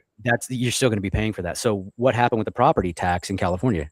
Did that then get passed down to the consumers as well? The slow production costs of everything getting passed down to consumers for closing costs and building, construction and zoning and permitting and all this stuff, right? It's just, it's a complete mind fuck, if you will. Well, and if you want to throw another monkey wrench into it, if California were to go the way that New York is, where we're talking about like freezing rents and things like that, again, I don't know how anybody is going to afford to do anything, especially like if you're an investor. The last thing anybody wants to do is to go hard and heavy after billionaires and the people that are responsible for job creation, and for building these homes. Because when you're locked into something, and these developers can't afford, because they're locked into these rates for things, and they can't afford to invest in new properties and stuff like that, that's when you're going to really see housing stagnate. You're going to see wages stagnate. You're not seeing that yet, but if we get to a point to where we're doing things like New York, you'll certainly see that. Oh yeah. So I mean, from 1980s and 90s till 2026, you guys had mentioned earlier in the last segment, in Burn Line, about homelessness, how that has raised. And that's one of the last things that I'll bring up here is when homelessness grew as housing costs and instability increased. High costs of housing increased. The number of people who fall into instability, whether that's due to mental health and addiction challenges, can intensify the impact. And the estimates, according to one of the sources that I found out, California's homelessness population grew from about 123,000 in 2007. It went up to about 181,000 in 2023. If I'm not mistaken, these are the numbers they pulled up. They said it was about a 47% increase. I'm not exactly sure if those numbers are accurate, but this is according to the HUD, the Housing and Urban Development. And I remember around 2008, 2009, right before I went to Italy, I came out for a visit. And I remember that little access road around Angel Stadium was just lined with tents. There were videos of people riding bicycles on that bike path, and just the homelessness just grew exponentially. It's still an issue today. Yeah, it's still an issue today. They clear it out because, like, especially when we start getting rain and stuff like that out here in California.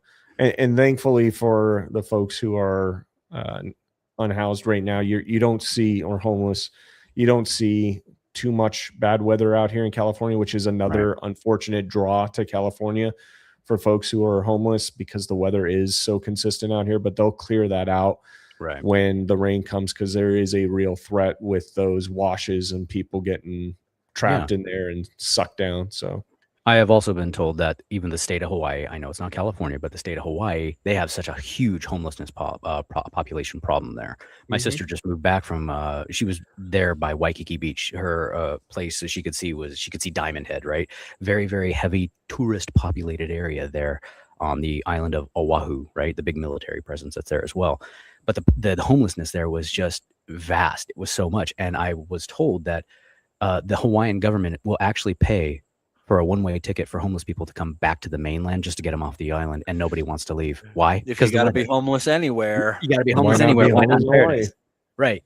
So that's basically it. That's what it came down to with all the research that I've done. I have more numbers and things to talk about, but I just don't want to bore anybody with statistics and data. But that's what I found when it came down to me talking about the nostalgia, pleasant memories of California didn't seem this shitty back in the 80s and 90s. Granted, I wasn't a homeowner, I wasn't a taxpayer, I was a kid, right? But even then, the atmosphere and the word that the kids like to use in this day and age, the vibe, it's not the same. It really isn't. It's completely different. Yeah, totally crazy. And it makes me sad. I think it makes us all sad. It makes us all sad. And it feels like maybe we need a little pick me up right now. Just because we're all so depressed. Sorry to make talking anybody about want to kill California. themselves. Sorry.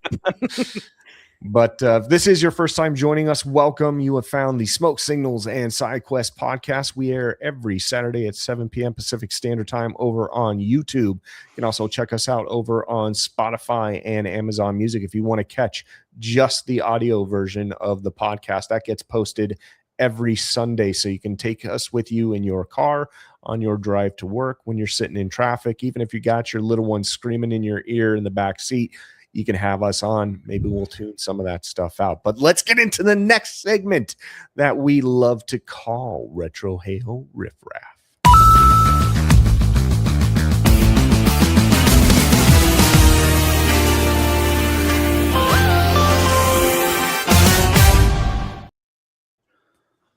Yes. well, boys, it is that time again.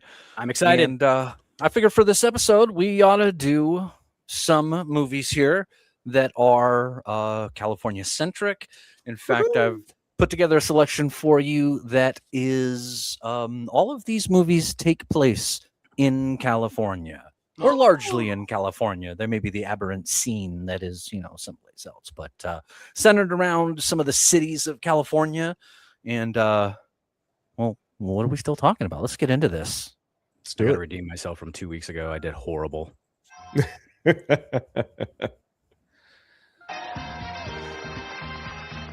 Movie trivia.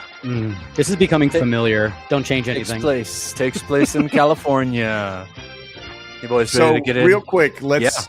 Yeah. I just want to understand: are we talking about the movie was made in California, or the setting the of setting the was- movie got it? is a place in California. So the movie may be set in the city of Los Angeles or set in the city of San Francisco.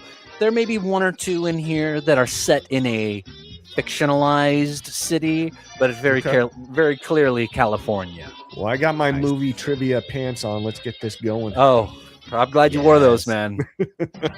Thought I had the pants. The grumpy true. pants.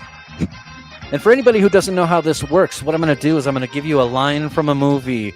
And it may be somewhat vague, but the lines are going to get a little bit easier as we go. Feel free to go ahead and shout them out in the chat or put them in the comments. Did you get the movie right? Let's see what we've got. Gentlemen, here we go.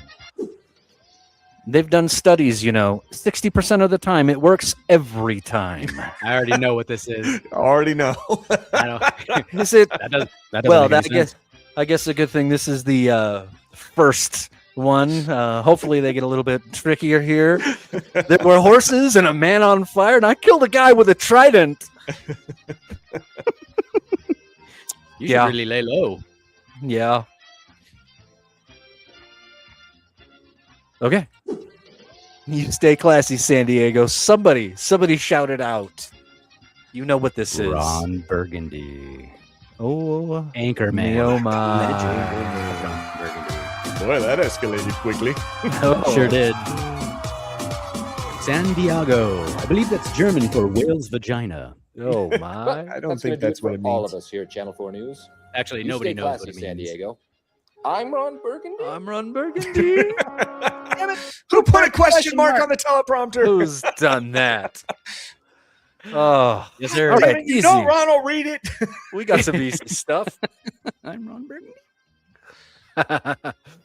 All right, gentlemen, why don't we progress here? We got round 2. This one may be a little bit tougher. I will attempt to transform your robotic movements into poetry with your body. Oh, okay. Stumped. Yeah, got nothing there. No clues. Color No me clues stumped. here. I'm gonna need more. This is going to get better. This isn't a democracy. It's a cheerocracy. Ah, I know what it is. Yeah. I knew that one was going to be a dead giveaway for a nerd Yep. like you. That's a good one. I like this. Titan, you got a clue? I know what it is, yeah. All right. When you go to nationals, bring it. And everybody knows, of course, this is Bring It On. Oh, it's been brought in. Spirit fingers. 2000. God, this movie is 26 years old. Holy crap. It doesn't seem like it's been that long. You wonder if actors ever look back at the past work that they've done, even though they got a paycheck, and they're like laughing all the way to the bank. If they're just like, "Why did I do that?" What? Oh, yeah. Then they look at the paycheck. They're Oh, like, that's my. why I And did then look at it. the paycheck, and they're like, "Oh yeah, that's why." I did Listen, it." I've got one in here that is absolutely that. You'll see. You'll see. All right.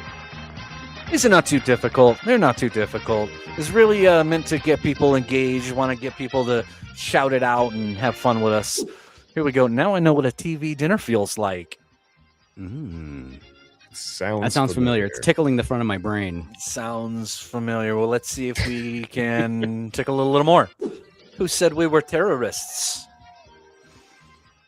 I love your enunciation on terrorists. You got both those R's in there. Well, I mean, what if I said terrorists? You'd be like, the what? What are we talking about? Who said we were terrorists? Oh my god!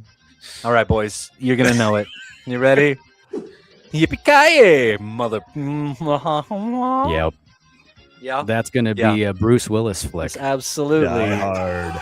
is Die Hard. Hans Gruber, no. All right, now the ultimate question here, fellas. Is this, in fact, a Christmas movie? Fuck yeah. Yippee-ki-yay, mother. People have I turned would this say, into an ornament. yeah. I call it a Christmas movie. There are definitely two sides to that argument. Who says Christmas movies can't be violent and gruesome? Huh? Who says that? Exactly. That's true. Look at Violent Night. Yeah. All right, guys. Let's see what's going on. Do I even remember what I've got here? Let's see. Now you know what we are. Now you know what you are. But you must feed. I mean, it sounds like a vampire movie, but I'm not sure yet. Yeah. Well, if it sounds like a vampire movie, the next line is not going to help you. Okay. Great. The blood-sucking Brady Bunch. Oh, I know what it is. Do you? I think I'm so. still drawing a blank on it. Do you know the name of the city that it takes place in? It's a fictional city, right? It is a fictional city, Yeah. yes. I won't say. Let's see if Sergeant Grumpy Pants can get this next one. Okay. My own brother, a gosh darn vampire. You wait till Mom finds out, buddy. I don't know. Why am I stumped on this one? What is wrong with you? I don't know. Cigar Titan, you want to give him? You want to fill him in on the name of the city? It Is this a in Corey fact, Feldman movie? It is, yes. Oh, okay, good. I was on the right track at least then. What is it? Santa Clarita? Santa Carla. Carla. Santa Thank you. Carla. That's The That's not where Lost you get Boys. for there. Lost Boys. I'm intentionally not looking at the chat because I wanna try and figure it out on my own. Oh yeah, look at that. Santa Clara. Scott the Robot says Santa Clara. How Oh, far are they you also said willing to Lost go, Boys. Michael? That was a great movie, by the way. Lost Boys. Howard Who doesn't like the Worms. Lost Boys? Kiefer Sutherland. You had the two Coreys. Awesome movie. You got Bill and Ted. Bill is Yep. it Bill S. Preston Esquire That's right. hanging That's out right. there in the back? Yeah. That is a movie that I was when I completed this whole thing. I said, Bill and Ted. God. Bill Oh, and that would've Ted, been a good San one. Dimas, California. But Ooh. alas, Close to home. unfortunately. What do we have? Fear causes hesitation, and hesitation will cause your worst fears to come true. That's like saying like, don't job, don't love your job. Love your job, job your love. Job your love. Okay. Sure. We'll go with that. Good Lord. This is a classic, gentlemen. Little Hand says it's time to rock and roll. Oh, that's very familiar, but I'm still drawing a blank. Well, then why don't I give you one more clue? Yes, please. Special Agent Utah. I knew you okay. could count on you. One of my There it is. all-time favorite movies, This amazing movie, Point Break. Keanu Point Reeves. Break. Point Break. And screw the remake too. The remake was trash. They made Was they there did a remake? They did, yes. Oh my Unfortunately, god. That No, you sounds can't- you can't unfortunate. remake that greatness. You can't if have it a doesn't have fucking The sways. the sways in it, Yeah. You gotta have the I don't want sways. it. I Well, don't you want it. you know what? I would also argue that you can't have a remake without. I am an FBI agent. Oh That's right. no, no. Without the Wherefore Keanu. art thou? No, That's the Keanu. Oh my god, such a Negative. great movie. you cannot. Such a great movie. Not a fan of Lori Petty though. Well, No, I drive faster than I can see. Besides that, it's all in the reflexes. I think I might know what this one is. Me too. If we're not back by dawn, call the president. Anybody definitive? Anybody know for sure? I'm still No. teetering on a maybe. Oh, well, let's see one more. This is Jack Burton on the Pork Chop Express, and I'm talking to whoever's listening out there. I know exactly what this is now. You know what it is. Go ahead. They made a Sergeant. video You game know what based it off of. is. Yep, Big Trouble in Little China. That's Oh right. my goodness. That's the Raiden. Yeah, this was actually a movie that heavily influenced the video game Mortal Kombat. I love this scene. The idea of Sensational. Raiden, Big Trouble in Little China. my friend. the idea of Raiden and Shang Tsung actually came from Big Trouble in Little China. If you From didn't good know old that, you low pan. did. Low Yeah. Pan, that's right. Oh, my Listen, I goodness. think it's been far too long since we've had an action hero wearing a tank top, Lee jeans, and knee-high moccasins, With a fucking mullet, man. Bring it on. and a Mac 10. That's right. This is how we improve California, boys. I That's think we need right. to start a campaign, maybe a Kickstarter, GoFundMe. Yeah, That's right. Yeah.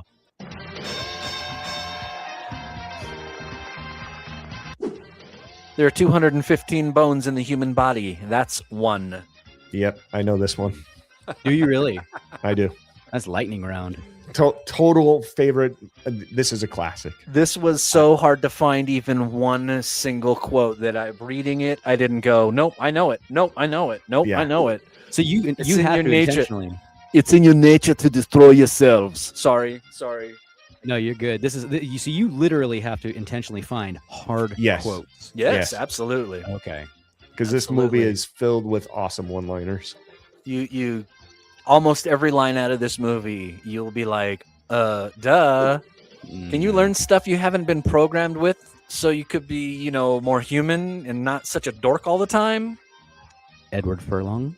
That is correct. Taking This place is in Los a robot. Angeles, California. This is Terminator 2. That's the noise, by the way. When Sarah Connor breaks the attendant's arm with the nightstick. Yep, That was the first quote. That's one. Hasta la vista, baby. That was so mean. Why didn't you just give him a hug? Yep. Awesome movie. I think she was under the influence. Oh yeah. We're not gonna fall for no banana in the tailpipe. Yep, I know what it is. Really? My Yeah. goodness. I thought I'm on my a brain roll was today. just full of minutia and Titan useless is on information. Yeah, you are. top You're of really it. on there. Yeah, Jenny, don't worry about me. We got cocaine and coffee here. We're gonna get wired and have a big party. God, So- I am still drawing a blank. Grumpy Yep. pants. Grumpy pants. No, Well, let's got give you one nothing. more. This is the cleanest and nicest police car I've ever been in my life. This thing's nicer than my apartment. Oh, so you did it with an accent. That gave it away for me. Was that sad? What? Say it out loud, buddy. Is it Beverly Hills Cop? Oh my goodness, sir. Beverly Hills Cop, my friend. Nice. See, the fact that you did that line with an accent kind of gave it away. Did I put a little Eddie? Did I put a little Eddie Funk on it? Yeah, you did. You Officer, put a little funk on If there. we see any like movie stars, could y'all stop and point them out to me? I never seen no shit like that. That's enough talking, pal. Okay, that's cool. Yeah. I still Beverly think Hills his Cop. funniest stand-ups were Delirious and Raw. Both great. Those were like the So only two real publicly publicized stand-ups he did. He Yeah, kind of like got out of HBO stand-up. specials. And that's Yeah. that's deep in the 80s. Yep. When you could say things and people didn't care. Sure. Subject has responded with a scornful remark. No. Nothing. Nothing there? All right. Fat kids, skinny kids, kids who climb on rocks, tough kids, sissy kids, even kids with chicken pox love hot dogs. Is this fat camp? I don't know. Or heavyweights. I don't know. This movie takes place in a future Los Angeles, also known as San Angeles. He doesn't know about how to use the 3 seashells. Okay, now I know. I'm still drawing a blank. I got nothing. What? It is. Sorry. I'm sorry. What did you say to me, Miller? I got nothing. I'm so It sorry. is Demolition Man. Oh crap! Oh my gosh. Grumpy pants. I failed my family. You are fined I put- 1 credit for a violation of the verbal morality standard. Oh, Mm. What? I bring dishonor upon my family and my cow. Fail. That was an enormous fail. Now, this next Yeah, it one, was. it is going to be the final boss. Oh, Both of you gentlemen may have never seen this movie. So I am going to preface this by saying here you have a modern day rendition of the movie Little Red Riding Hood. Now, our heroine of the movie, as opposed to being a Little Red Riding Hood, is more of a degenerate, foul-mouthed felon, and the big bad wolf happens to be a serial killer. This is actually the first starting role, if I understand correctly, for one Reese Witherspoon. Let's take a look. oh, I get Boondock Saints. Oh, good job. You win. Winner. Sorry. I swear to God, I'm going to shoot you so many times. Reese Witherspoon movie. I was wondering if you were going to have this movie in here. I didn't kill you, you dirty little pervert. Give me your car keys before I cut your pecker off. For some reason, the only Reese Witherspoon movie that's coming to my mind is Fear with Mark Wahlberg. That's what This- I was thinking. This was released Oh, were you really thinking that? the same year. This was Are you released the shitting same me? year. But see, Oh, she was in Fear, but she was not necessarily the lead in Fear. What was the name of that movie? Holy, look who got beat with the ugly stick. Is that you, Bob? I can't believe such a teeny weeny little pew pew made such a big mess out of someone.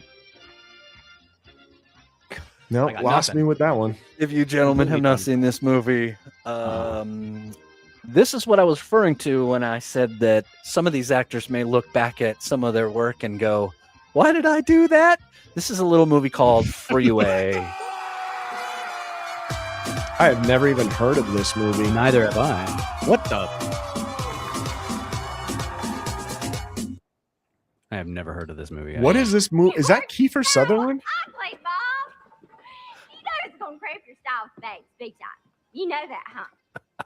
That is a What was Southern this twang movie right there. about? The This Freeway. was a modern take on Little Red Riding Hood. She is kicked out of her house, perhaps. I don't remember exactly. She goes hitchhiking on her way to get to her grandma's house. Oh. Kiefer Sutherland is a character who is a serial killer known as the I-5 killer, though he has not been caught yet at this particular point. He picks her up as a hitchhiker and they go on her way, at which point she finds out because he goes and he's going to try to, murder her. Well, she is a little bit of a street smart young lady and she gets one over on him and he ends up looking like what you just saw. Ooh. And some of the lines out of this movie, but I don't think Miss Witherspoon really wants this one to be totally out there. Anyway, boys, that's all I've got for you. Well done. It was a good round. It was. It was a really good round. I like that. Although that last one, you're right. The final boss, that was hard. I've never heard of that movie. I'd never seen it, heard it, nothing. So don't call me a Reese Witherspoon fan because I'm definitely not at that point. Well, maybe I'll call you a Kiefer Sutherland fan. Eh? How about that? I don't know. The last movie I saw with him in it that I really liked was Young Guns and Young Guns 2. That was it. Yeah. I think he went. He did some TV for a while with what was it? Well, that's true. He was Jack Bauer. Was that 24? Mm-hmm. Yeah, and then he actually parlayed some of his acting prowess into voice acting when he did the role for Metal Gear Solid 5, and he played the role of Solid Snake in Metal Gear Solid 5, which created a lot of controversy, bringing Kiefer Sutherland in because that particular role had a very well-known voice actor in it that had done all of the past installments of Metal Gear Solid. So who was that original voice actor? Something Hader. Bill Hader? No, I'll have to look it up, but I'll get back to you in a minute on it. I can't remember what his name is off the top of my head. Scott the Robot has included an additional line from the movie Freeway down in the chat, which what does the comment say? The line says, "My dick may not function, but I have not lost my smile." I don't know if I could smile if that stopped functioning. David Hayter was his name. David Hayter. I don't know who that is. Yeah. Well, I mean, unless you were a big video game, he does a lot of voice acting. He's got a very distinctive kind of gruff voice. Yeah. I'm certain you've probably heard it. Yeah. I've watched you play Metal Gear Solid Snake, a few renditions before the Kiefer Sutherland era. I remember watching you play this, and you're like, look, I could smoke a cigarette, and it gives me power. And I'm like, that's pretty dope. I like this game. I didn't even play much of it, if any. I just watched you because it was a really intriguing storyline. Just to watch the play-by-play. It was a really good one. Yeah, it's up there with like some of the wildest storylines in video games for sure.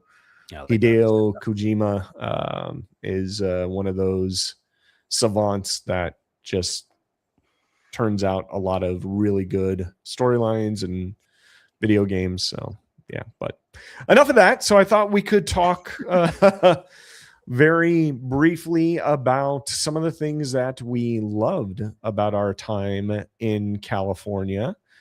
So Redbeard, I'm going to turn the floor over to you, good sir.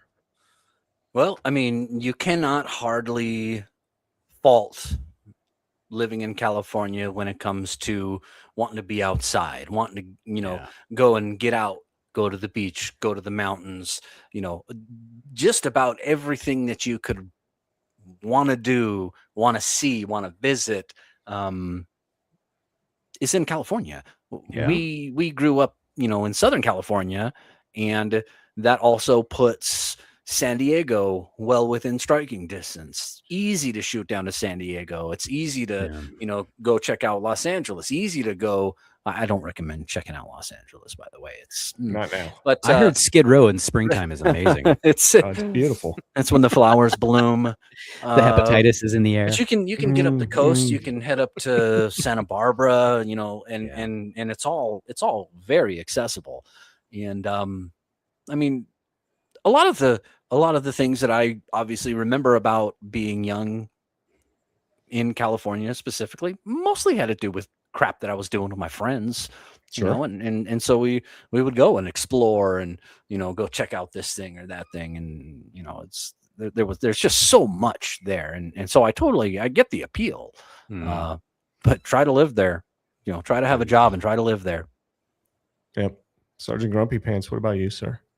Disneyland, it beckons me, it calls me every 6 months. I get an itch, like I'm like, I want to go back there, but the only thing I can hear is the voiceover actor Paul Frees from the Haunted Mansion going every time I drive over Blythe on the I-10. Welcome, foolish mortals, to California. It's like, oh, there goes all my money on gas. Well, it was fun while it lasted. Let's turn around and go back.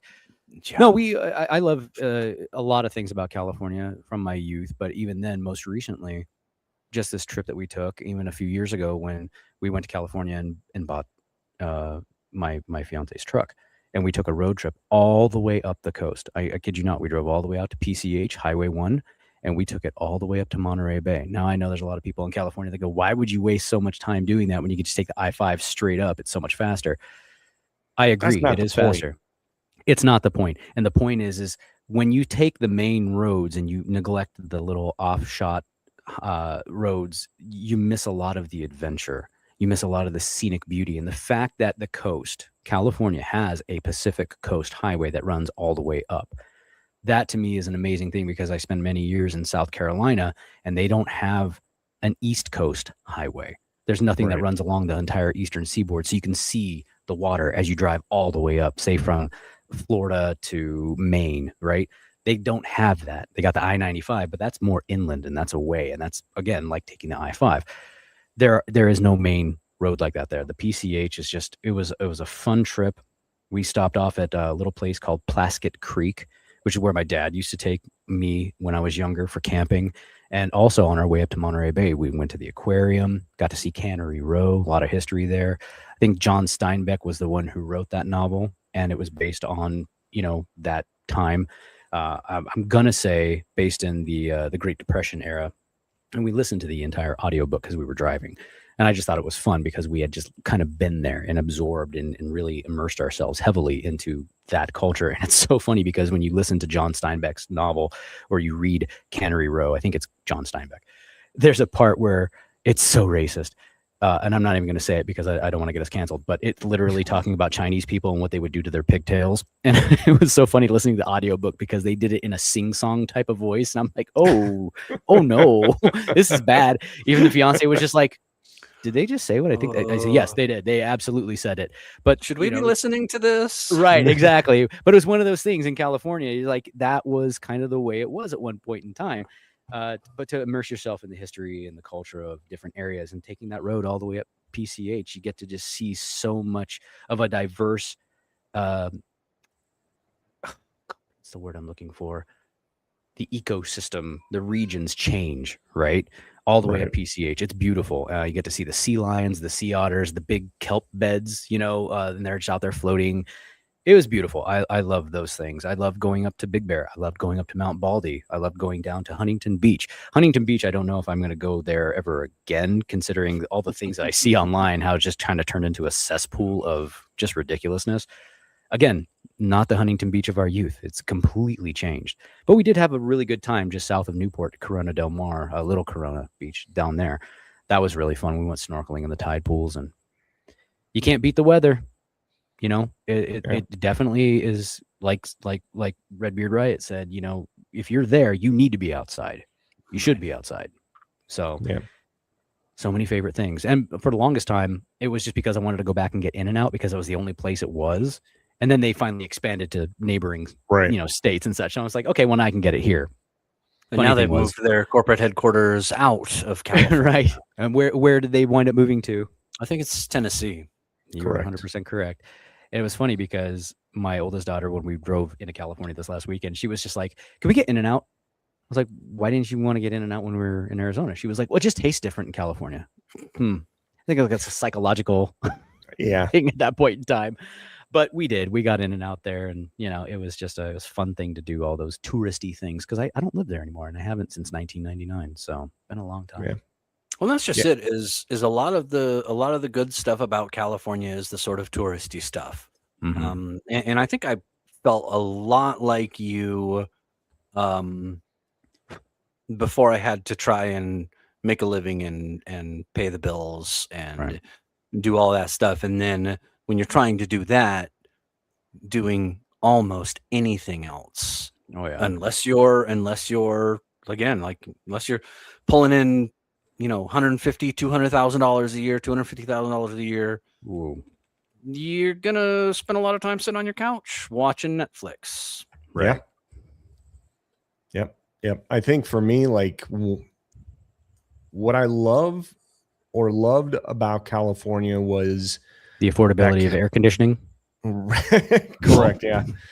Was years ago, like California was the place to be, right? Like everybody wanted to be in California. California represented something not just for the folks that lived here, the people who wanted to visit, but just even as a country, California, the state, represented something to the entire country. It was where a lot of fine arts came from. It's where movies came from. It's, you talk about the beaches, you talk about the weather.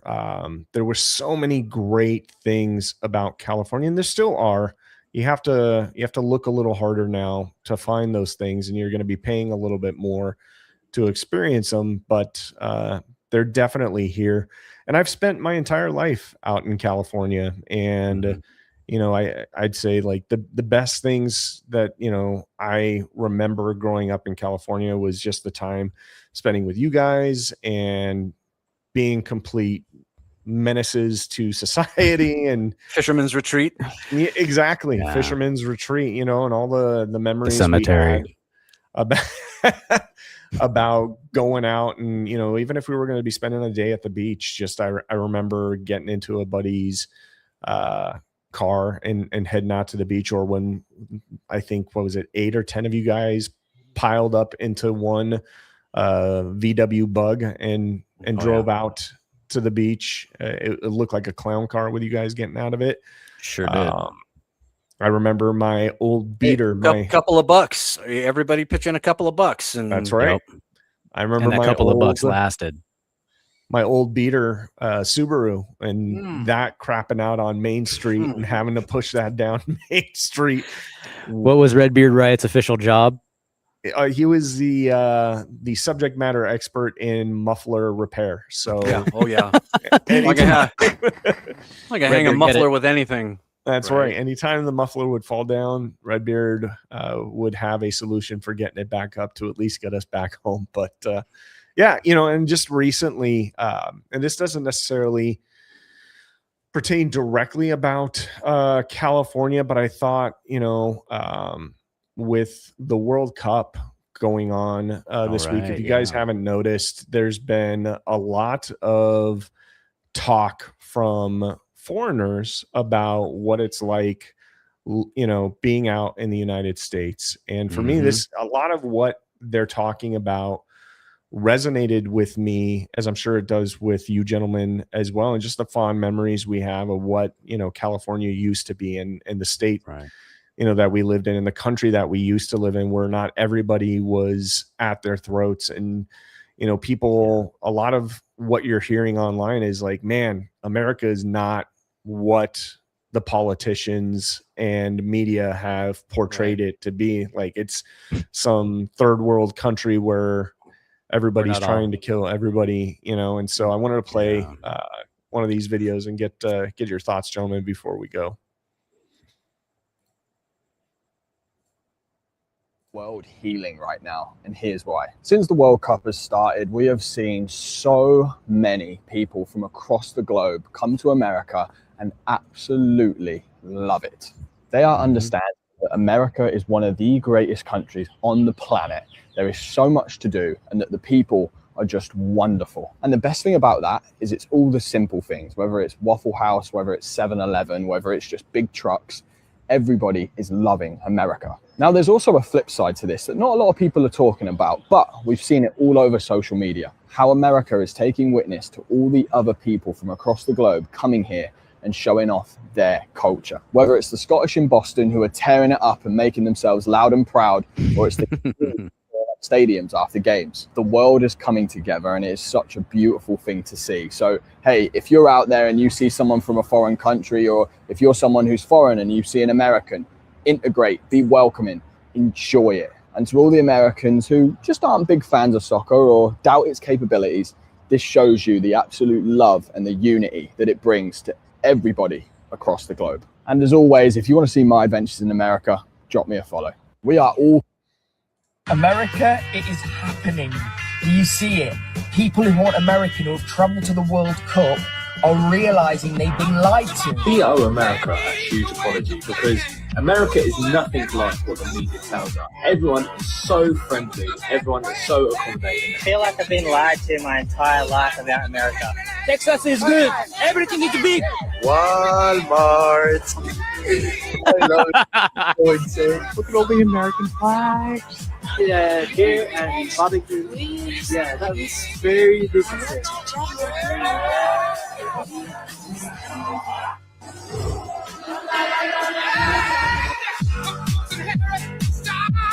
Ranch dressing. We got red milk. And then they have like... This is probably the best store I ever been. Cheers. Cheers. The best in America. Wait, what? America! 10 out of 10. I have to say this about the World Cup. America has absolutely smashed it. If we were monetizing our episodes, I'd be a little worried, but since Shocked. we're not, Right. I'm shocked we can that play they that video. love America. I'm shocked. All foreigners went home after the World Cup 50 pounds heavier. That's right. But it you know, seeing something like that brings a smile to my face, and I saw you guys smiling as well. It's so great to see, you know, an event like the World Cup just bringing people together and seeing people coming over here from all different areas of the globe posting such positive, reaffirming content about how great the greatest country in the world is. So to all those people out there that are complaining, that don't think America is the greatest country in the world disagrees with you. I'm sorry. America is the best place in the world to be. Sorry, not sorry. Yeah. But gentlemen, that is all the time we have for today. I appreciate it's over too fast. I know. It's like my trip to Disney. What? It's time to go. But that's home. all right. That's all right. We're going to be back next Saturday at 7 p.m. Pacific Standard Time. Quick question. Yes. 4th of July is next Saturday, is it not? Oh, that is right. So what are we doing? That's a great call out. So actually, because the 4th of July is next Saturday, we're actually going to be posting our episode on Friday at Live 7 p.m. on Friday. That's right. You can catch us here on Friday at 7 p.m. Pacific Standard Time, and we will be posting the audio version of this on Saturday next week. So if you want to catch us on Amazon or Spotify, if you guys have heard of those, you can catch us for the audio version over there. Don't forget to like and subscribe. We can't do this without you, so please drop a comment down below if there's something you would like to see us talk about or discuss on a future episode. Put it in the comments down below and we'll take a look at it. Yes. Gentlemen, it's been a pleasure. Absolutely. I had a great time. I might come back on Friday. Glad to hear it. If you really want to know whether or not the curtains match the drapes, comment below. I can confirm they do. And on that note, we'll see you guys next Friday. Take care. Peace.